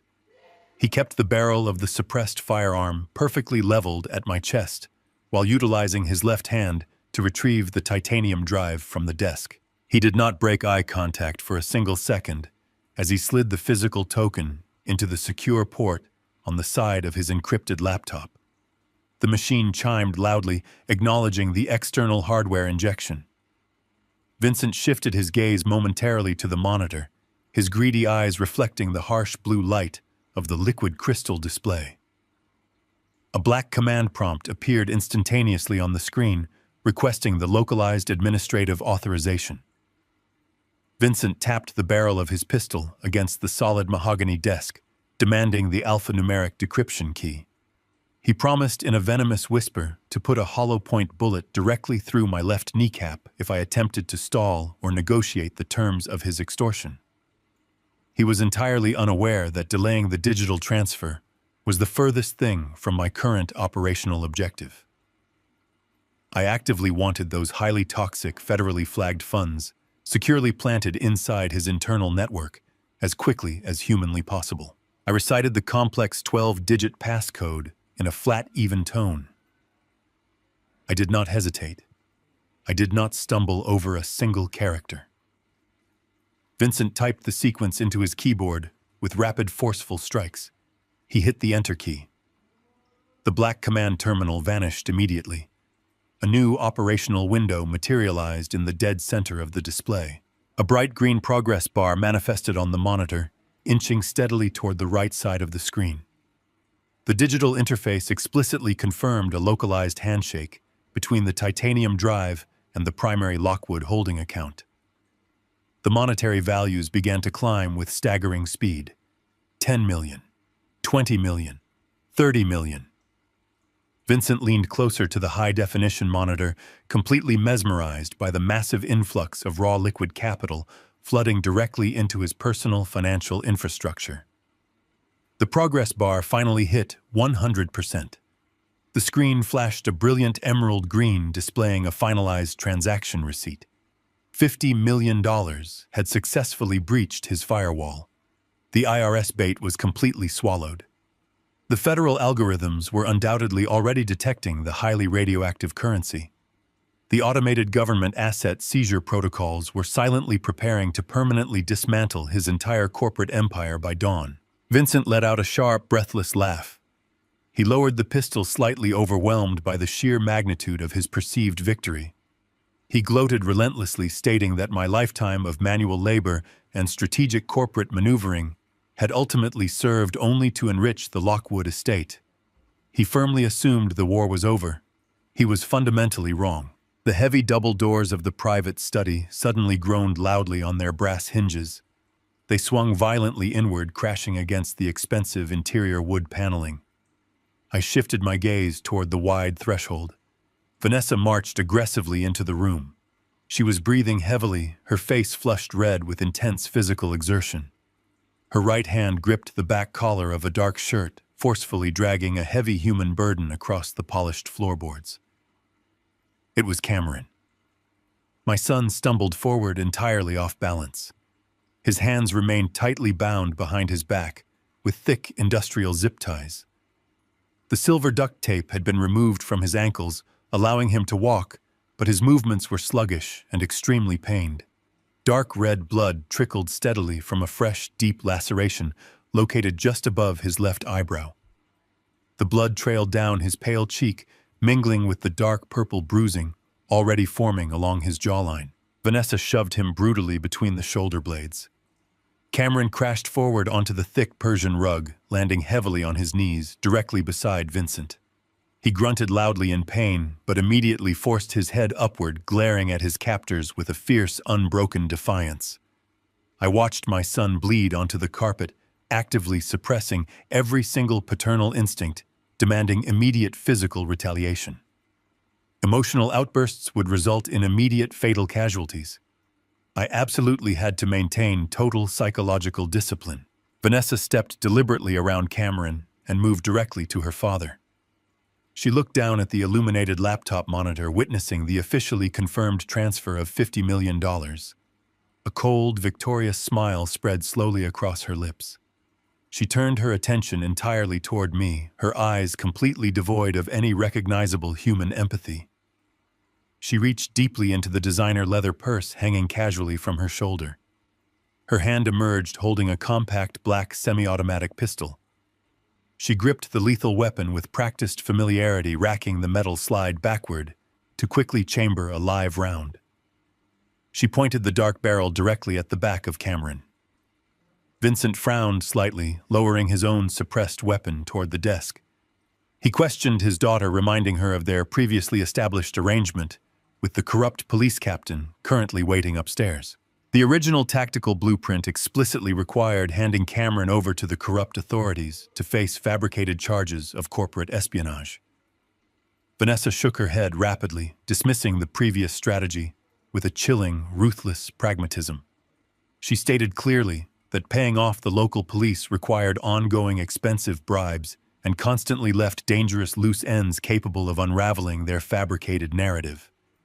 She declared with absolute certainty that dead men could not testify in a federal court. Vanessa stepped much closer to her father, actively outlining her newly revised tactical approach with absolute clarity. She planned to brutally execute both of us right here in the center of the private study. She explained that firing her unsuppressed weapon would generate enough severe acoustic trauma to immediately alert the heavily armed private security contractors patrolling the exterior grounds. The mercenaries would rush upstairs and storm the room to find a highly tragic scene. Vanessa promised she would spin a flawless, airtight narrative for the arriving authorities. She would calmly claim that Cameron had somehow escaped the subterranean wine cellar, overpowered a basement guard, and successfully facilitated my stealth entry into the main estate. She would testify under oath that we initiated a highly violent armed home invasion specifically to assassinate Vincent and forcefully reclaim the stolen construction firm. She would claim she was tragically forced to deploy lethal defensive force solely to protect her father from being murdered. It was a perfectly clean and highly legally defensible double homicide. Vincent listened intently to her cold calculation, a slow, malicious smile returning to his face. He nodded slowly in total agreement, acknowledging the superior efficiency of total physical eradication. He raised his suppressed pistol once again, aiming it squarely between my eyes. Vanessa stepped backward, locking her elbows and perfectly aligning the iron sights of her compact firearm with the base of my son. The air in the study turned completely stagnant. The digital clock on the laptop monitor ticked forward silently. The execution phase had officially commenced. The brilliant emerald green progress bar on the high-definition monitor reached absolute completion. For a fraction of a second, the private study was entirely silent, save for the soft humming of the encrypted laptop processing unit. Vincent Lockwood stood perfectly still. He allowed himself a deep inhaling breath, savoring the digital confirmation of $50 million settling into his primary holding account. He believed he had successfully extorted my life savings and secured the capital necessary to finalize his hostile corporate acquisition. He completely underestimated the architecture of my compliance. He failed to understand that a man who builds fortresses also knows exactly how to demolish them from the inside out. The vibrant green screen suddenly flickered and died. A harsh, blinding crimson-red background instantly overwrote the entire desktop display. The color was aggressive and unnatural, casting a blood-red glow across Vincent's pale features. A massive federal warning crest materialized in the dead center of the monitor. Bold white block letters formed a highly specific legal mandate. It was an immediate asset seizure notification, directly authorized by the Internal Revenue Service Criminal Investigation Division. A digitized alarm began to chime from the laptop speakers, emitting a flat, monotonous tone of absolute systemic failure. Vincent flinched violently at the sudden noise. He slammed his left hand onto the computer mouse, frantically attempting to click away the warning prompt. He jammed his fingers against the escape key, desperately trying to force the operating system to revert to the previous screen. The hardware was completely unresponsive.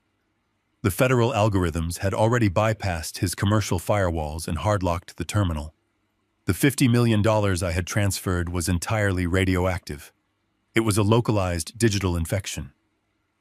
The moment the titanium token established the handshake, the toxic funds acted as a sophisticated tracking die. The federal software surged through the Lockwood internal network with predatory efficiency. I watched the scrolling lines of code beneath the red warning crest. The system was generating an automated audit log in real time. The software identified the primary receiving account and immediately followed the interconnected financial branches outward. It locked the domestic trusts. It froze the liquid holding accounts. The digital virus jumped international borders, tracing the routing numbers Vincent had carefully hidden for decades. His offshore reserves in the Cayman Islands were neutralized. His shell companies in Geneva were instantly red-flagged and seized by international banking authorities, cooperating with the United States Treasury Department. Every single dollar he had ever touched was now government property. Vincent stopped typing. He leaned heavily against the mahogany desk, his knuckles turning bone white against the polished wood. His breathing became shallow and rapid. He stared at the scrolling list of seized accounts, comprehending the sheer magnitude of the catastrophe. His entire net worth, accumulated through generations of ruthless corporate maneuvering and calculated extortion, was evaporating right before his eyes. The federal government had just completely dismantled his financial empire. He was no longer a billionaire orchestrating a hostile takeover. He was a ruined man facing decades in a federal penitentiary for massive corporate fraud and international money laundering. The psychological transformation was instantaneous and terrifying to witness. The arrogant, composed corporate predator vanished completely. A cornered, desperate animal replaced him. Vincent slowly lifted his gaze from the glowing red monitor and stared directly at me. The veins in his neck bulged against the collar of his bespoke shirt. His eyes were wide and bloodshot, radiating a level of pure, unadulterated hatred that transcended simple anger. He realized the brutal truth of the situation. I had not surrendered my wealth to save my son. I had weaponized my capital to completely annihilate his legacy. I had brought a digital bomb into his private sanctuary and handed him the detonator. He gripped the suppressed pistol in his right hand. The metal barrel trembled slightly, reflecting his complete internal loss of control. He knew the money was gone forever. He knew the federal authorities would be arriving at the estate within hours to execute the seizure warrants. He had absolutely nothing left to lose. The tactical dynamic of the room shifted from a calculated extortion plot to a highly volatile survival scenario. Vincent did not fire the weapon at my chest. He swung his right arm sharply to the side, pivoting his entire torso away from me. He leveled the heavy black barrel of the suppressed firearm squarely at the center of Cameron's forehead. My son did not flinch. Cameron sat bound to the heavy wooden chair, his bruised and bleeding face illuminated by the red light of the computer monitor. He stared up at the dark, hollow point of the gun barrel with a fierce, stoic defiance. The heavy industrial zip ties dug deeply into his wrists as he instinctively flexed his muscles against the restraint. He knew his life was hanging by a frayed thread, but he refused to offer his captor the satisfaction of visible terror. He shifted his gaze, slightly meeting my eyes across the room. We communicated a silent understanding. The situation required immediate violent intervention. Vanessa moved with lethal efficiency. She processed the catastrophic failure of their extortion plan the moment the red federal warning appeared on the screen. She did not panic. She adapted her strategy to the rapidly deteriorating environment. She took 3 quick steps backward, placing her body directly in front of the heavy double mahogany doors. She intentionally blocked the only available physical exit from the private study. She raised her compact black semi-automatic pistol, gripping the handle firmly with both hands. Her thumb snapped the safety lever downward with a sharp, audible click. She pulled the metal slide backward, chambering a fresh live round into the firing mechanism. She stood with her feet apart, establishing a solid, tactical shooting stance. Her eyes darted rapidly between me and the locked windows, surveying the room for any secondary threats or avenues of escape. She was no longer attempting to extort funds or negotiate a corporate merger. She was preparing to completely sanitize the crime scene. Her father held my son at gunpoint. She held the perimeter. The original narrative of a violent home invasion was now their only viable option for physical survival. They needed 2 dead bodies to corroborate their fabricated story of self-defense to the corrupt police captain waiting downstairs. The geometry of the room offered very few tactical advantages. Vincent stood behind the massive oak desk, maintaining high ground and using the heavy wooden furniture as physical cover. Vanessa controlled the exit point, effectively boxing me into the center of the Persian rug. I stood perfectly still, my hands remaining raised at shoulder height. My tactical jacket absorbed the cold sweat breaking out across my back. I catalogued the exact distance between my heavy boots and the edge of the mahogany desk. I calculated the trajectory of Vanessa's firing line. I evaluated the structural integrity of the antique chair binding Cameron to the floor. The mathematics of survival required flawless execution.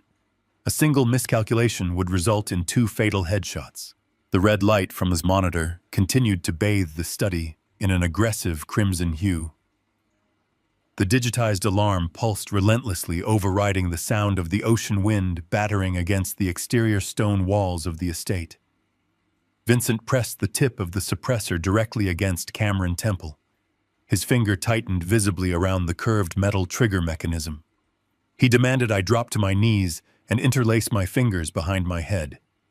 He wanted total physical submission before he executed my son. I kept my eyes locked on the space between Vincent and the desk. The time for passive compliance had completely expired. The moment required a sudden, unpredictable kinetic shift. I braced the thick, rubberized knuckles of my climbing gloves. The explosive confrontation was entirely unavoidable. The crimson glow of the seized financial terminal illuminated the exact moment Vincent Lockwood lost his psychological grip. His peripheral vision narrowed entirely onto the disastrous reality of his frozen assets. He leaned his center of mass forward over the polished wood surface. The suppressed pistol remained pointed at Cameron, but the aggressive tension in his forearm wavered for a fraction of a second. That singular microscopic lapse in his combat awareness was the only opening the tactical geometry of the room provided. I did not waste time calculating the survival odds. I dropped my center of gravity, shifting my entire physical weight onto my back leg. I planted my left boot firmly into the thick fibers of the Persian rug to secure maximum traction. I drove my right leg upward and forward, executing a brutal horizontal strike directly into the front panel of the massive oak desk. The desk weighed several hundred pounds, but my adrenaline-fueled momentum transferred pure kinetic energy straight into the solid wood. The heavy furniture screeched violently across the floorboards, tearing the expensive carpet beneath its brass feet. Vincent did not have time to step backward. The leading edge of the heavy desk slammed directly into his lower thighs with the force of a moving vehicle. The brutal impact drove his body backward until his spine crashed against the towering mahogany bookshelf lining the rear wall. Thick, leather-bound volumes cascaded downward, showering the area with heavy paper and dust.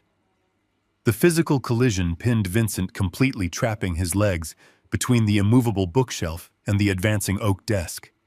A sharp, guttural gasp escaped his throat as the wood crushed the muscle tissue against his femurs. The sudden violent trauma sent a neurological shockwave up his right arm. His index finger contracted sharply against the trigger mechanism of the suppressed pistol. The firing pin struck the primer. The weapon discharged instantly. The heavy cylindrical suppressor mitigated the acoustic signature, but the explosive release of highly pressurized gas still cracked through the study like a localized thunderclap. The bullet tore upward, missing Cameron by mere inches. The high-velocity projectile ripped straight into the ornate plaster ceiling directly above the desk. A cloud of pulverized white gypsum and shattered drywall rained down onto the computer monitors and the hardwood floor. The sharp, acrid smell of burnt cordite immediately overpowered the scent of expensive cigars. Vanessa flinched violently at the unexpected sound of the gunshot. Her eyes darted away from me, snapping instinctively toward the cloud of falling debris and her pinned father. She broke her tactical focus on the doorway for exactly 1 second. Cameron exploited her fatal error. He was bound tightly to the heavy wooden chair, but his situational awareness remained razor-sharp. He drove his work boots hard into the floorboards, utilizing the friction to anchor his lower body. He threw his entire upper torso forward, leveraging the dead weight of the solid oak chair strapped to his back. He effectively turned his own bound body into a human battering ram. He launched himself sideways, covering the short distance separating him from his captor. Vanessa turned her head just as Cameron collided with her center of mass. His right shoulder slammed brutally into her ribcage with explosive force. The kinetic impact lifted her feet entirely off the ground. She crashed backward into the solid mahogany doorframe. The back of her skull struck the dense wood with a sickening hollow thud. The breath left her lungs in a sharp, violent hiss. The sudden concussive trauma to her torso and cranium instantly compromised her motor functions. Her fingers went entirely numb. The compact black semi-automatic pistol slipped from her grip, clattering uselessly onto the floorboards and sliding away toward the corner of the room. Vanessa crumpled downward, collapsing onto her knees beside the doorframe, gasping desperately for oxygen. I did not stop moving to admire my son executing his maneuver. The moment the desk pinned Vincent, I vaulted directly over the wooden surface. I planted my left hand on the leather blotting pad and swung my legs over the computer monitors, crashing down directly on top of him. Vincent struggled wildly, attempting to raise the suppressed pistol toward my face despite being trapped against the bookshelf. I brought my left forearm down like a steel bar, striking the inside of his right elbow. The targeted strike paralyzed his ulnar nerve, forcing his grip to weaken. I grabbed the suppressor with my bare right hand, ignoring the searing heat of the recently fired metal. I twisted the weapon sharply outward, utilizing the long barrel for maximum mechanical leverage. The sudden torque snapped his wrist joint backward. Vincent roared in sudden agonizing pain as the ligaments stretched beyond their natural capacity. I ripped the firearm completely free from his grasp. I stepped back, creating a tight defensive perimeter. I immediately processed the mechanical state of the weapon. I slapped the base of the magazine release with my thumb. The loaded rectangular clip dropped free, falling to the floor with a metallic clatter. I grabbed the top of the steel slide and racked it backward with extreme force. The single live round currently chambered inside the barrel ejected upward, spinning through the air before hitting the desk. I locked the slide backward, confirming the internal firing chamber was completely empty. I tossed the neutralized weapon onto the sofa across the room, eliminating it entirely from the immediate combat equation. Vincent slumped forward over the desk, clutching his sprained wrist and gasping for air. I turned toward Cameron to cut his restraints, but the environment violently interrupted my action. The stray bullet Vincent fired into the ceiling had not simply caused cosmetic damage. The acoustic pressure wave and the physical ballistic impact had registered within the deeply embedded sensors of the estate primary security mainframe. Vincent had previously boasted about upgrading the infrastructure. He had installed a military-grade automated defense matrix designed to protect his high-value assets from armed incursions. The system interpreted the gunshot as a critical kinetic breach. The automated lockdown protocol triggered instantly without any human authorization. A loud mechanical grinding noise erupted from the walls surrounding us. The hidden structural cavities above the windows and the main entryway suddenly opened. Thick, overlapping sheets of reinforced ballistic steel descended with terrifying speed. The heavy metal blast shutters slammed downward completely, sealing the expansive glass windows overlooking the coastal cliff. The natural moonlight vanished, plunging the room into artificial shadows. Another massive steel barricade dropped over the mahogany double doors, locking Vanessa inside the room with us. The heavy shutters hit the floorboards with a synchronized, deafening crash that vibrated through the soles of my boots. A series of heavy electromagnetic locks engaged simultaneously around the perimeter of the room. The deep metallic clacking confirmed that the steel barriers were now fused directly to the structural foundation of the estate. The automated system disabled the internal climate control and sealed the ventilation shafts to prevent gas attacks. The private luxury study was instantaneously transformed into an impenetrable fortified bunker. The security mainframe prioritized containment over all other functions. We were completely cut off from the exterior grounds, the coastal highway, and the rest of the mansion. I stood in the center of the room, gripping the confiscated flash drive holding the toxic federal funds. I looked at Vincent bleeding over his desk, and Vanessa gasping on the floor. I looked at the heavy steel walls surrounding us. The disarmament was totally successful, but the tactical reality had fundamentally shifted. We had neutralized the immediate threat of execution, but the automated defense mechanisms had just trapped us inside a sealed vault, with no available exit strategy. The internal atmosphere immediately grew dense and heavy. The next phase of survival required finding a way to breach a titanium cage designed specifically to be unbreakable. I approached Cameron and reached into my pocket for my tactical blade. The countdown to suffocation had officially started.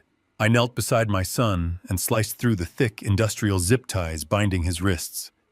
Cameron pulled his arms forward, rubbing the deep, raw indentations carved into his skin. I quickly severed the layers of duct tape securing his ankles to the chair legs. He stood up slowly, testing his bruised knee. He did not complain or check his bleeding forehead. He immediately analyzed the steel blast shutters covering the windows. He pressed his palms flat against the cold metal, confirming the absolute rigidity of the barricade. He turned back to me, acknowledging the severe environmental complication. We were locked inside a high-value target panic room. Vincent groaned loudly from behind the desk, pulling himself upright. He leaned against the monitor, clutching his arm and glaring at the locked steel doors. He informed us through gritted teeth that the magnetic seals required an external security bypass. The internal controls were completely deactivated during a ballistic lockdown. He sneered, stating that we had successfully disarmed him only to guarantee our own suffocation inside his private tomb. He promised that when his private security contractors finally bypassed the system from the outside, they would find our suffocated corpses. I ignored his taunts completely. I scanned the room, evaluating the structural blueprints I had memorized 15 years ago. The steel shutters were indeed impenetrable. The heavy mahogany doors were blocked, but I had poured the concrete for this foundation. I knew every single inch of the subterranean architecture beneath this specific room. The security matrix was designed to lock down the horizontal perimeter, but it completely ignored the vertical integration of the original ventilation architecture running beneath the floorboards. I motioned for Cameron to help me move the heavy Persian rug. The true escape route was directly beneath our feet. I pulled my tactical blade and prepared to dismantle the hardwood floor. The battle was far from over. I intended to tear this estate apart board by board. The resonant bone-rattling thud of the magnetic locks engaging finalized the absolute isolation of the study. Deep within the structural masonry, heavy titanium deadbolts slid laterally into reinforced steel strike plates, permanently fusing the thick mahogany doors to the surrounding wall frames. The ambient hum of the central air conditioning unit ceased instantly. The automated defense matrix commanded complete atmospheric quarantine, sealing the ventilation shafts with thick metal dampers to prevent any potential biological or chemical contaminants from breaching the inner sanctum. The room transformed from a luxurious executive suite into a heavily armored subterranean tomb in a matter of seconds. The sudden absence of external noise was physically oppressive. The rhythmic crashing of the ocean waves against the coastal cliffs faded into complete nothingness. Vanessa pushed herself away from the doorframe, ignoring the severe contusion forming on the back of her skull. Her previous tactical composure evaporated, replaced by frantic, kinetic desperation. She abandoned her confiscated firearm and lunged toward the digital security interface mounted flush against the silk wallpaper. Her fingers danced across the numerical keypad with aggressive speed, punching in the master administrative override sequence her father had strictly memorized. The keypad emitted a harsh, flat electronic buzz. The small liquid crystal display flashed a brilliant crimson red, illuminating her pale, terrified features. Access denied. She gritted her teeth and initiated a secondary biometric bypass, pressing her right thumb against the glass optical scanner. A secondary flat buzz echoed through the stagnant air. The system rejected her genetic signature completely. Her meticulously crafted corporate facade shattered into raw, unfiltered panic. She struck the durable plastic housing of the keypad, with her bare fists demanding the system recognize her administrative authority. The machine remained entirely unresponsive, locked within its impenetrable operational loop. I observed her futile physical struggle with total calculated detachment. I reached into the deep, reinforced pocket of my matte black tactical jacket and retrieved my customized smartphone. The screen glowed brightly in the dim light of the study, displaying a complex, cascading sequence of raw command terminal lines. I spoke with absolute, unwavering clarity, ensuring my voice carried across the silent, sealed room. I directed my attention exclusively to the bleeding man pinned behind the heavy oak desk. I informed Vincent Lockwood that the titanium flash drive he so eagerly inserted into his primary network terminal contained a highly sophisticated binary payload. The primary executable functioned precisely as designed, acting as the federal financial beacon to annihilate his offshore reserves. The secondary executable was a highly aggressive localized malware package engineered specifically for this exact architectural scenario. The precise moment his encrypted laptop processed the physical drive, my proprietary software infected the estate security mainframe via the internal local area network. I had successfully severed his root administrative privileges, locked out his biometric credentials, and rerouted total operational control of the panic room directly to my mobile device. I owned the digital architecture of his impenetrable fortress. A sharp mechanical hissing sound interrupted my explanation. The noise originated from the 4 ornate brass ventilation grates seamlessly integrated into the corners of the plaster ceiling. Vincent had designed this specific room to house his most valuable tangible assets. The mahogany bookshelves contained irreplaceable historical volumes, sensitive corporate ledgers, and highly classified paper documents detailing decades of illegal extortion.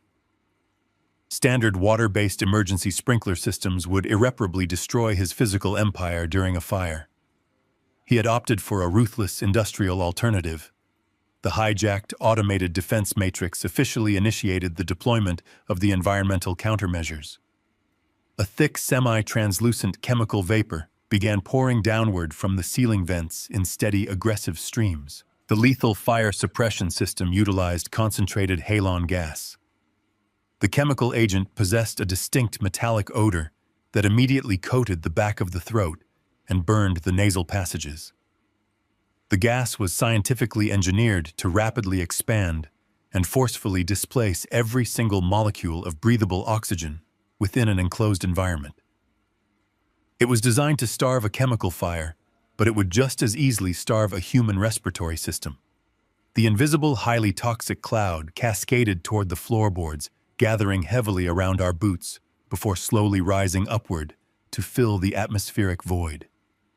The invisible clock on our lives began ticking down at an accelerated, terrifying rate. The atmospheric pressure inside the study shifted dramatically within the first 60 seconds. The air grew incredibly heavy and stale, lacking the vital chemical components required for human survival. My lungs burned slightly as the oxygen concentration plummeted, forcing my diaphragm to work twice as hard to draw a single sustaining breath. Cameron stepped closer to my position, his chest heaving as he evaluated the descending fog. He maintained his stoic discipline, trusting my operational timeline despite the imminent threat of suffocation. Vanessa abandoned the useless digital keypad, coughing violently into the dark fabric of her sweater. Her eyes watered profusely, streaming tears down her cheeks as the halon gas irritated her corneas. She stumbled backward, her equilibrium failing, as her brain was rapidly deprived of essential oxygen. She grasped blindly at the edge of a leather reading chair, her legs trembling violently under her own weight. The sheer panic of suffocation overrode her logical cognitive functions, reducing her to a state of pure, desperate survival instinct. Vincent experienced the most severe catastrophic physiological trauma. The crushing weight of the massive oak desk pinned against his lower thighs compounded his rapidly escalating respiratory distress. The physical pain radiating from his shattered legs accelerated his heart rate, forcing his lungs to demand more oxygen than the poisoned room could possibly provide. He clawed weakly at the collar of his bespoke shirt, tearing the expensive fabric in a desperate, silent attempt to clear his airway. His mouth opened and closed in rapid gasping spasms, pulling nothing but the metallic toxic halon vapor deeply into his burning lungs. The arrogance and absolute certainty vanished entirely from his bloodshot eyes, replaced exclusively by a primal, suffocating terror. His massive, imposing frame shuddered violently against the mahogany bookshelf. He lost all remaining muscle control in his upper torso. He collapsed forward, his chin striking the surface of the Persian rug. His face pressed directly into the thickest, most concentrated layer of the expanding chemical vapor gathering along the floorboards. The billionaire corporate predator was actively drowning on dry land, completely immobilized and silenced by the very defense mechanisms he had purchased to ensure his ultimate safety. I watched the affluent patriarch convulse against the woven fabric of the carpet. The irony of his demise was mathematically perfect. He had spent his entire existence utilizing leverage, legal threats, and financial suffocation to destroy his competitors. Now the absolute lack of leverage and the literal suffocation of his biological systems were dismantling him. The halon gas continued to pump aggressively from the brass ceiling vents, sounding like a nest of angry vipers. The white vapor swirled around my heavy tactical boots, creeping steadily upward past my knees. I maintained my rigid posture intentionally, slowing my heart rate to conserve the rapidly depleting oxygen reserves within my own bloodstream. I locked my jaw, breathing through my nose to filter the harsh metallic sting of the chemical agent. The temperature in the room dropped sharply as the gas absorbed the ambient thermal energy. The digital timer on my smartphone screen counted down the exact saturation levels required to fully incapacitate the hostile targets, without crossing the threshold of permanent neurological damage for Cameron and myself. Every passing second required immense calculated discipline, balancing the necessity of neutralizing the Lockwood threat against the imminent danger of our own asphyxiation. Vincent's violent spasms ceased entirely, his body going completely limp against the heavy wood of the desk. Vanessa collapsed onto her side, her eyes rolling backward into her skull as darkness overtook her vision. The room fell into a deadly, toxic silence. I slipped my phone back into my jacket pocket and signaled Cameron to prepare for the final extraction phase. The halon gas was expanding rapidly, forcing my respiratory system into a critical state of oxygen deprivation. I needed an immediate mechanical override. The digital keypad was permanently locked, rendering software solutions completely useless. Physical destruction of the localized environmental circuitry was the only viable tactical option. I turned away from the descending white fog and focused my rapidly blurring vision on the decorative marble mantel positioned on the far side of the study. A heavy antique bronze statuette rested near the edge of the carved stone. I crossed the room in 3 long strides, feeling the chemical burn scorching the back of my throat with every shallow breath. I gripped the cold metal base of the sculpture. The object possessed significant mass, offering the perfect kinetic weight for blunt force trauma. I pivoted on my heel and targeted the secondary environmental control panel recessed into the silk wallpaper near the main doorframe. This analog interface governed the independent ventilation dampers for the panic room. I raised the heavy bronze statuette above my shoulder and drove it forward with maximum physical force. The solid metal base struck the tempered plastic casing of the control unit. The impact generated a sharp, cracking sound. The protective cover shattered instantly, sending jagged plastic shards scattering across the floorboards. I struck the internal housing a second time, entirely obliterating the digital temperature display and exposing the raw copper circuitry hidden within the wall cavity. I dropped the heavy bronze weapon onto the carpet and thrust my bare fingers directly into the exposed electrical panel. A complex web of color-coded wires connected the localized sensors to the primary exhaust turbines located on the roof of the estate. My peripheral vision was narrowing into a dark tunnel, warning me of imminent hypoxic collapse. I ignored the physiological alarm bells and visually isolated the primary power relay. The blue wire controlled the incoming air supply damper. The yellow wire regulated the outgoing exhaust turbine velocity. I dug my fingernails into the thick plastic insulation coating both wires. I ripped the protective sheathing away, exposing the raw conductive copper threads beneath. The metallic strands were stiff and highly resistant to manipulation. I forced the copper lines to bend, preparing them for a continuous, uninterrupted connection. I grasped the stripped blue wire in my left hand and the yellow wire in my right. I pressed the exposed copper tips firmly together intentionally, creating a localized short circuit. A bright blue electrical spark snapped against my fingertips, sending a sharp jolt of current traveling up my forearm and leaving the distinct sharp scent of burned ozone lingering in the air. The hot wiring instantly bypassed the automated containment protocols governing the defense matrix. Deep within the ceiling architecture, a heavy mechanical grinding noise resonated through the plaster. The massive industrial exhaust fans on the roof received the direct analog command to initiate a total airflow reversal. The results were immediate and incredibly violent. The 4 brass ventilation grates in the corners of the ceiling stopped spewing the lethal chemical agent. A deep, powerful vacuum effect seized the atmospheric pressure of the entire room. The heavy toxic white fog swirling around our boots was forcefully sucked upward. The reverse turbines dragged the halon gas directly back into the ductwork with the deafening roar of a jet engine. Fresh, uncontaminated oxygen forcefully bled into the study through the microscopic gaps in the masonry, equalizing the severe pressure differential.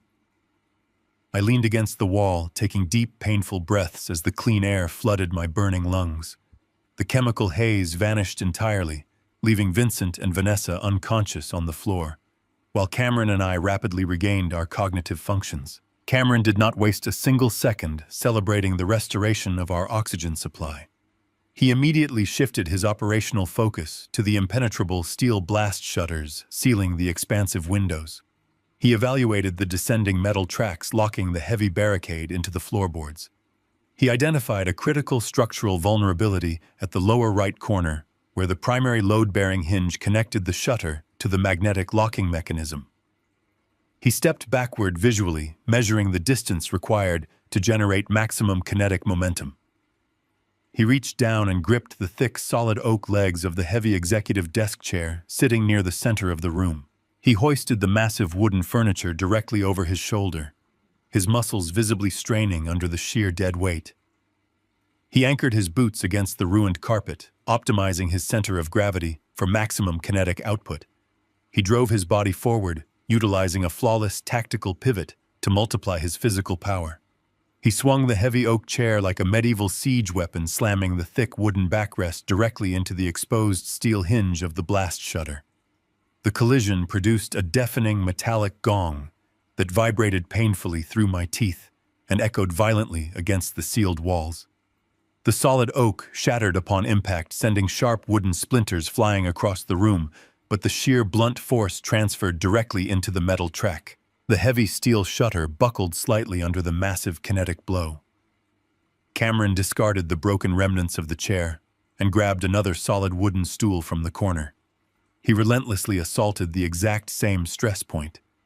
He swung the furniture with brutal rhythmic precision, striking the weakened hinge again and again. The thick metal groaned in protest, the magnetic lock desperately trying to maintain its grip against the relentless physical trauma. On the 4th devastating impact, the localized mounting bracket catastrophically failed. A sharp, snapping sound echoed through the study as the heavy steel bolts sheared completely in half. Cameron dropped the ruined stool and shoved his gloved hands directly into the newly created gap between the warped steel and the window frame. He planted his boots against the interior wall, leveraging his entire body weight backward. The thick, ballistic shutter shrieked loudly as the metal slowly peeled away from the mounting track. He forced the heavy steel barrier open, exposing a narrow, jagged vertical breach exactly 2 feet wide. The thick, impact-resistant glass of the original window had shattered during the initial lockdown, allowing the freezing coastal wind to immediately pour into the hot, stagnant study. I moved quickly to stand beside my son, looking out through the violent rupture in the estate armor. The manicured eastern lawn was bathed in a blinding, aggressive luminescence. Dozens of high-intensity tactical floodlights cut through the darkness, illuminating every single inch of the exterior grounds. The infrared security grid I had bypassed earlier was completely deactivated, replaced by a massive, highly coordinated federal perimeter. A fleet of black armored tactical vehicles sat parked across the grass, their heavy engines idling with a low, predatory hum. More than 40 federal agents were deployed across the landscape in a flawless, overlapping combat formation. They moved with absolute tactical precision, securing the perimeter and eliminating any potential escape routes for the private security contractors patrolling the grounds. They wore heavy Kevlar tactical vests emblazoned with bold yellow Treasury Department and FBI insignias. Every single operative held a customized matte black assault rifle raised securely against their shoulder, the laser targeting modules painting the stone facade of the Lockwood estate with dozens of tiny focused red dots. The red beams cut through the darkness, illuminating the dense coastal fog rolling in from the ocean. They had followed the digital tripwire exactly as I had calculated. The $50 million of highly radioactive bait had acted as an immediate distress beacon, guiding the entire weight of the federal government directly to our precise geographical coordinates. The localized raid was fully underway, entirely neutralizing any remaining tactical advantage Vincent possessed. The fortress was finally breached. The narrow, jagged breach in the steel blast shutter suddenly widened as heavy hydraulic breaching tools clamped onto the thick metal frame. The high-pitched whine of the industrial spreaders overpowered the howling ocean wind outside. The compromised steel shrieked in protest before violently snapping outward. The entire heavy barricade detached from its magnetic track and crashed down onto the manicured eastern lawn. The sudden massive influx of cold coastal air completely cleared the remaining toxic chemical vapor from the study. A blinding wave of intense white tactical illumination immediately flooded the dark room. Dozens of high-lumen weapon lights mounted on matte black assault rifles swept across the interior architecture, cutting through the shadows and casting stark, elongated silhouettes against the silk wallpaper. The federal tactical team flooded through the open window frame with absolute military precision. Heavily armored operatives clad in dark olive-drab tactical gear poured into the private sanctuary. Their heavy combat boots crushed the splintered remnants of the oak desk chair into the hardwood floorboards. The room echoed with deafening overlapping commands ordering everyone to get down on the ground and show their hands. The sheer overwhelming volume of the tactical insertion instantly neutralized any lingering thoughts of resistance. I immediately dropped to my knees and interlaced my fingers behind my head, demonstrating total compliance to the advancing federal authorities. Cameron mirrored my posture perfectly, kneeling beside me with his empty palms facing the ceiling. We remained absolutely still, allowing the tactical operatives to secure the immediate perimeter without perceiving us as active threats. Vincent and Vanessa received a radically different tactical response. The operatives recognized them instantly as the primary hostile targets outlined in their operational briefing. 3 heavily armed agents converged on Vincent in a synchronized rush. They did not gently guide him to the floor. An operative planted a heavy combat boot squarely against the back of Vincent's knee, forcing the billionaire to collapse awkwardly. A second agent grabbed the collar of his ruined bespoke shirt and shoved his torso downward.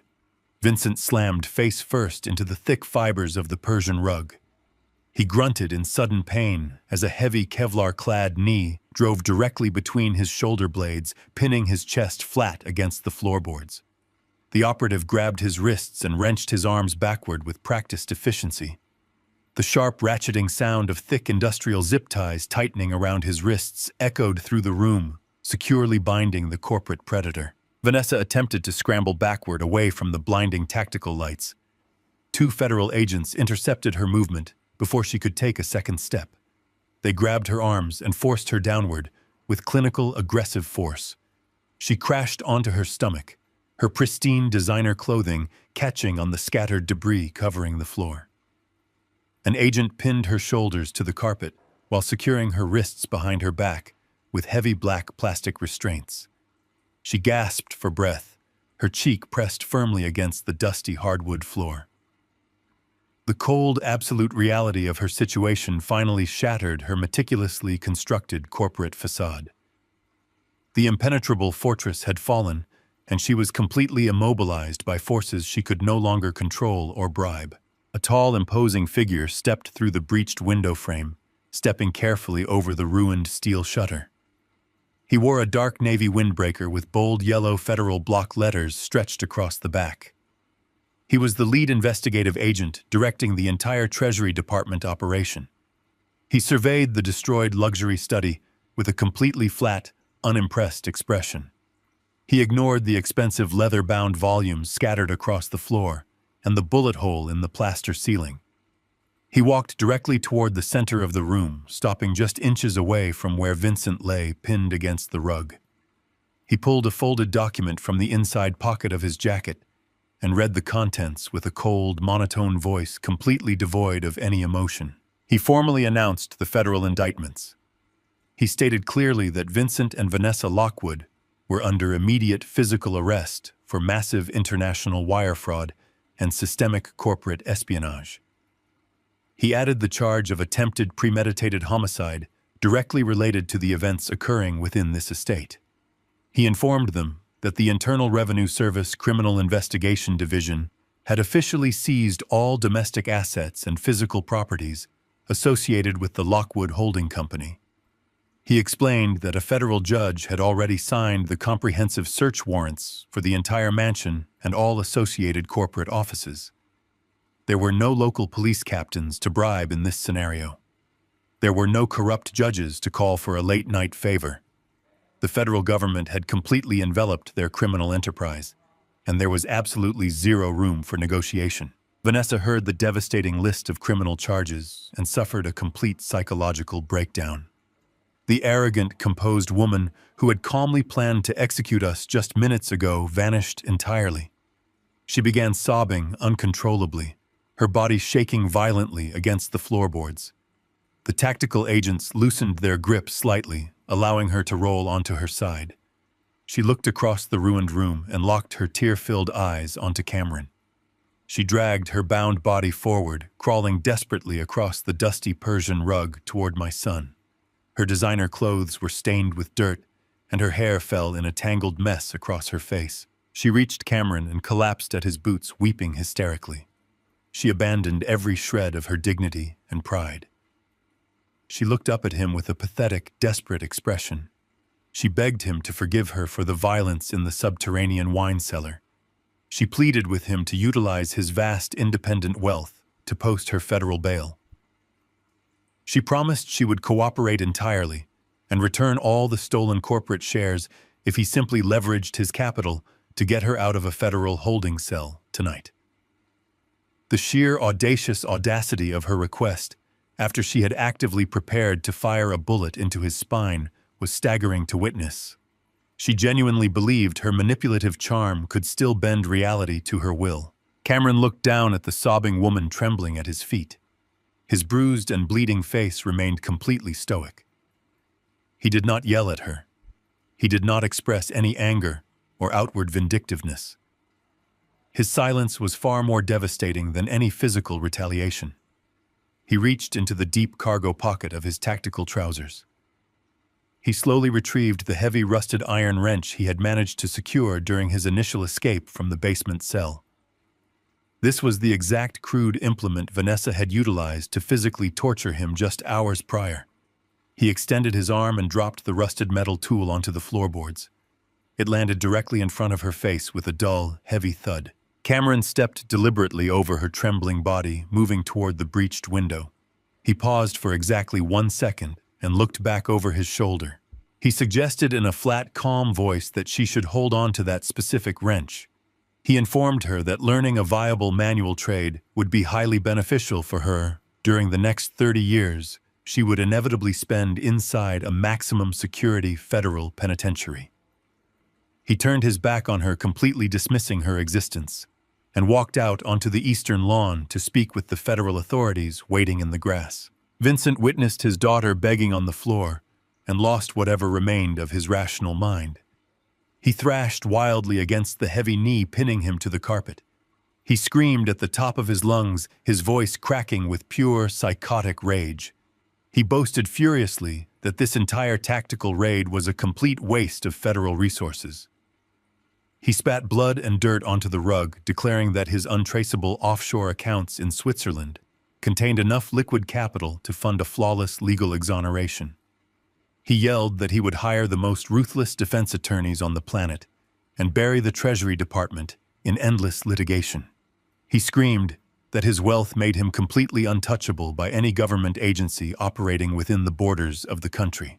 He continued to thrash and roar, his voice echoing off the reinforced steel walls of the study. He was entirely consumed by his own immense delusion of power. He was completely unaware that the $50 million digital payload I had forced him to inject into his network had already specifically targeted and permanently drained those exact Swiss accounts. He was screaming about a vast financial empire that no longer existed. He was a ruined, penniless man raging at the inevitable reality of his total destruction. The federal operatives ignored his psychotic boasting completely. They hauled him roughly to his feet, locking his elbows behind his back. They marched him toward the breached window, dragging him out of his own private fortress to face the absolute finality of federal justice. The federal agents maintained their heavy physical pressure on Vincent Lockwood. He was secured firmly against the ruined fibers of the Persian rug, but his chest heaved with the lingering adrenaline of his furious outburst. He continued to mutter delusional threats of endless litigation, funded by his supposedly untouchable overseas fortune. I walked slowly across the scattered debris covering the floorboards. The plaster dust crunched softly beneath the thick rubber soles of my tactical boots. I stopped directly in front of the man who had ruthlessly stolen my life work and threatened my only child. I ignored the armed federal operatives standing guard and crouched down deliberately. I lowered my center of gravity until my eyes were perfectly level with his dirt-stained face. Vincent stopped his frantic muttering. He glared at me with pure venom, expecting me to gloat over his imminent federal incarceration. He still desperately clung to the fragile illusion that his hidden offshore wealth would ultimately guarantee his survival and secure his eventual revenge. I reached into the deep inner pocket of my tactical jacket. My fingers traced the smooth, thick paper of a single folded document. It was not a digital file or a temporary hacker exploit. It was a tangible, certified physical record of absolute financial dominance. I slowly extracted the crisp pages and unfolded them with deliberate care. I pressed the document flat against the floorboards, positioning it exactly 3 inches from his face. The harsh white tactical lights from the federal rifles illuminated the heavy black ink and the embossed corporate seals. It was a comprehensive banking ledger printed directly from the central administrative database of the Zürcher Private Wealth Depository. This was the highly exclusive, independent Swiss financial institution where Vincent had meticulously buried his illicit fortune over the past 2 decades, believing it to be entirely beyond the reach of the United States government. Vincent squinted in the illuminated document. His initial confusion rapidly transformed into a deep, creeping dread as his eyes recognized the specific account routing numbers. He recognized the obscure offshore shell company designations he had personally established to launder his stolen capital. He saw the exact, precise balance of his hidden liquid assets, printed in stark black ink. But the name at the top of the administrative ledger did not belong to him. The primary holding entity listed as the sole proprietor of those accounts was Gallagher Construction. I watched the cognitive gears grind to a violent halt inside his head. He opened his mouth to speak, but his vocal cords completely failed him. His breathing became shallow and erratic as the impossible reality of the document began to shatter his deeply ingrained arrogance. I maintained a flat, quiet tone as I explained the absolute reality of his situation. I told him that brute force digital hacking was a temporary solution that would inevitably invite a protracted legal war.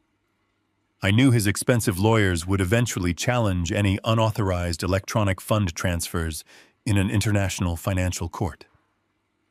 To permanently eradicate his empire, I needed a flawless, legally binding maneuver that no judge could ever overturn.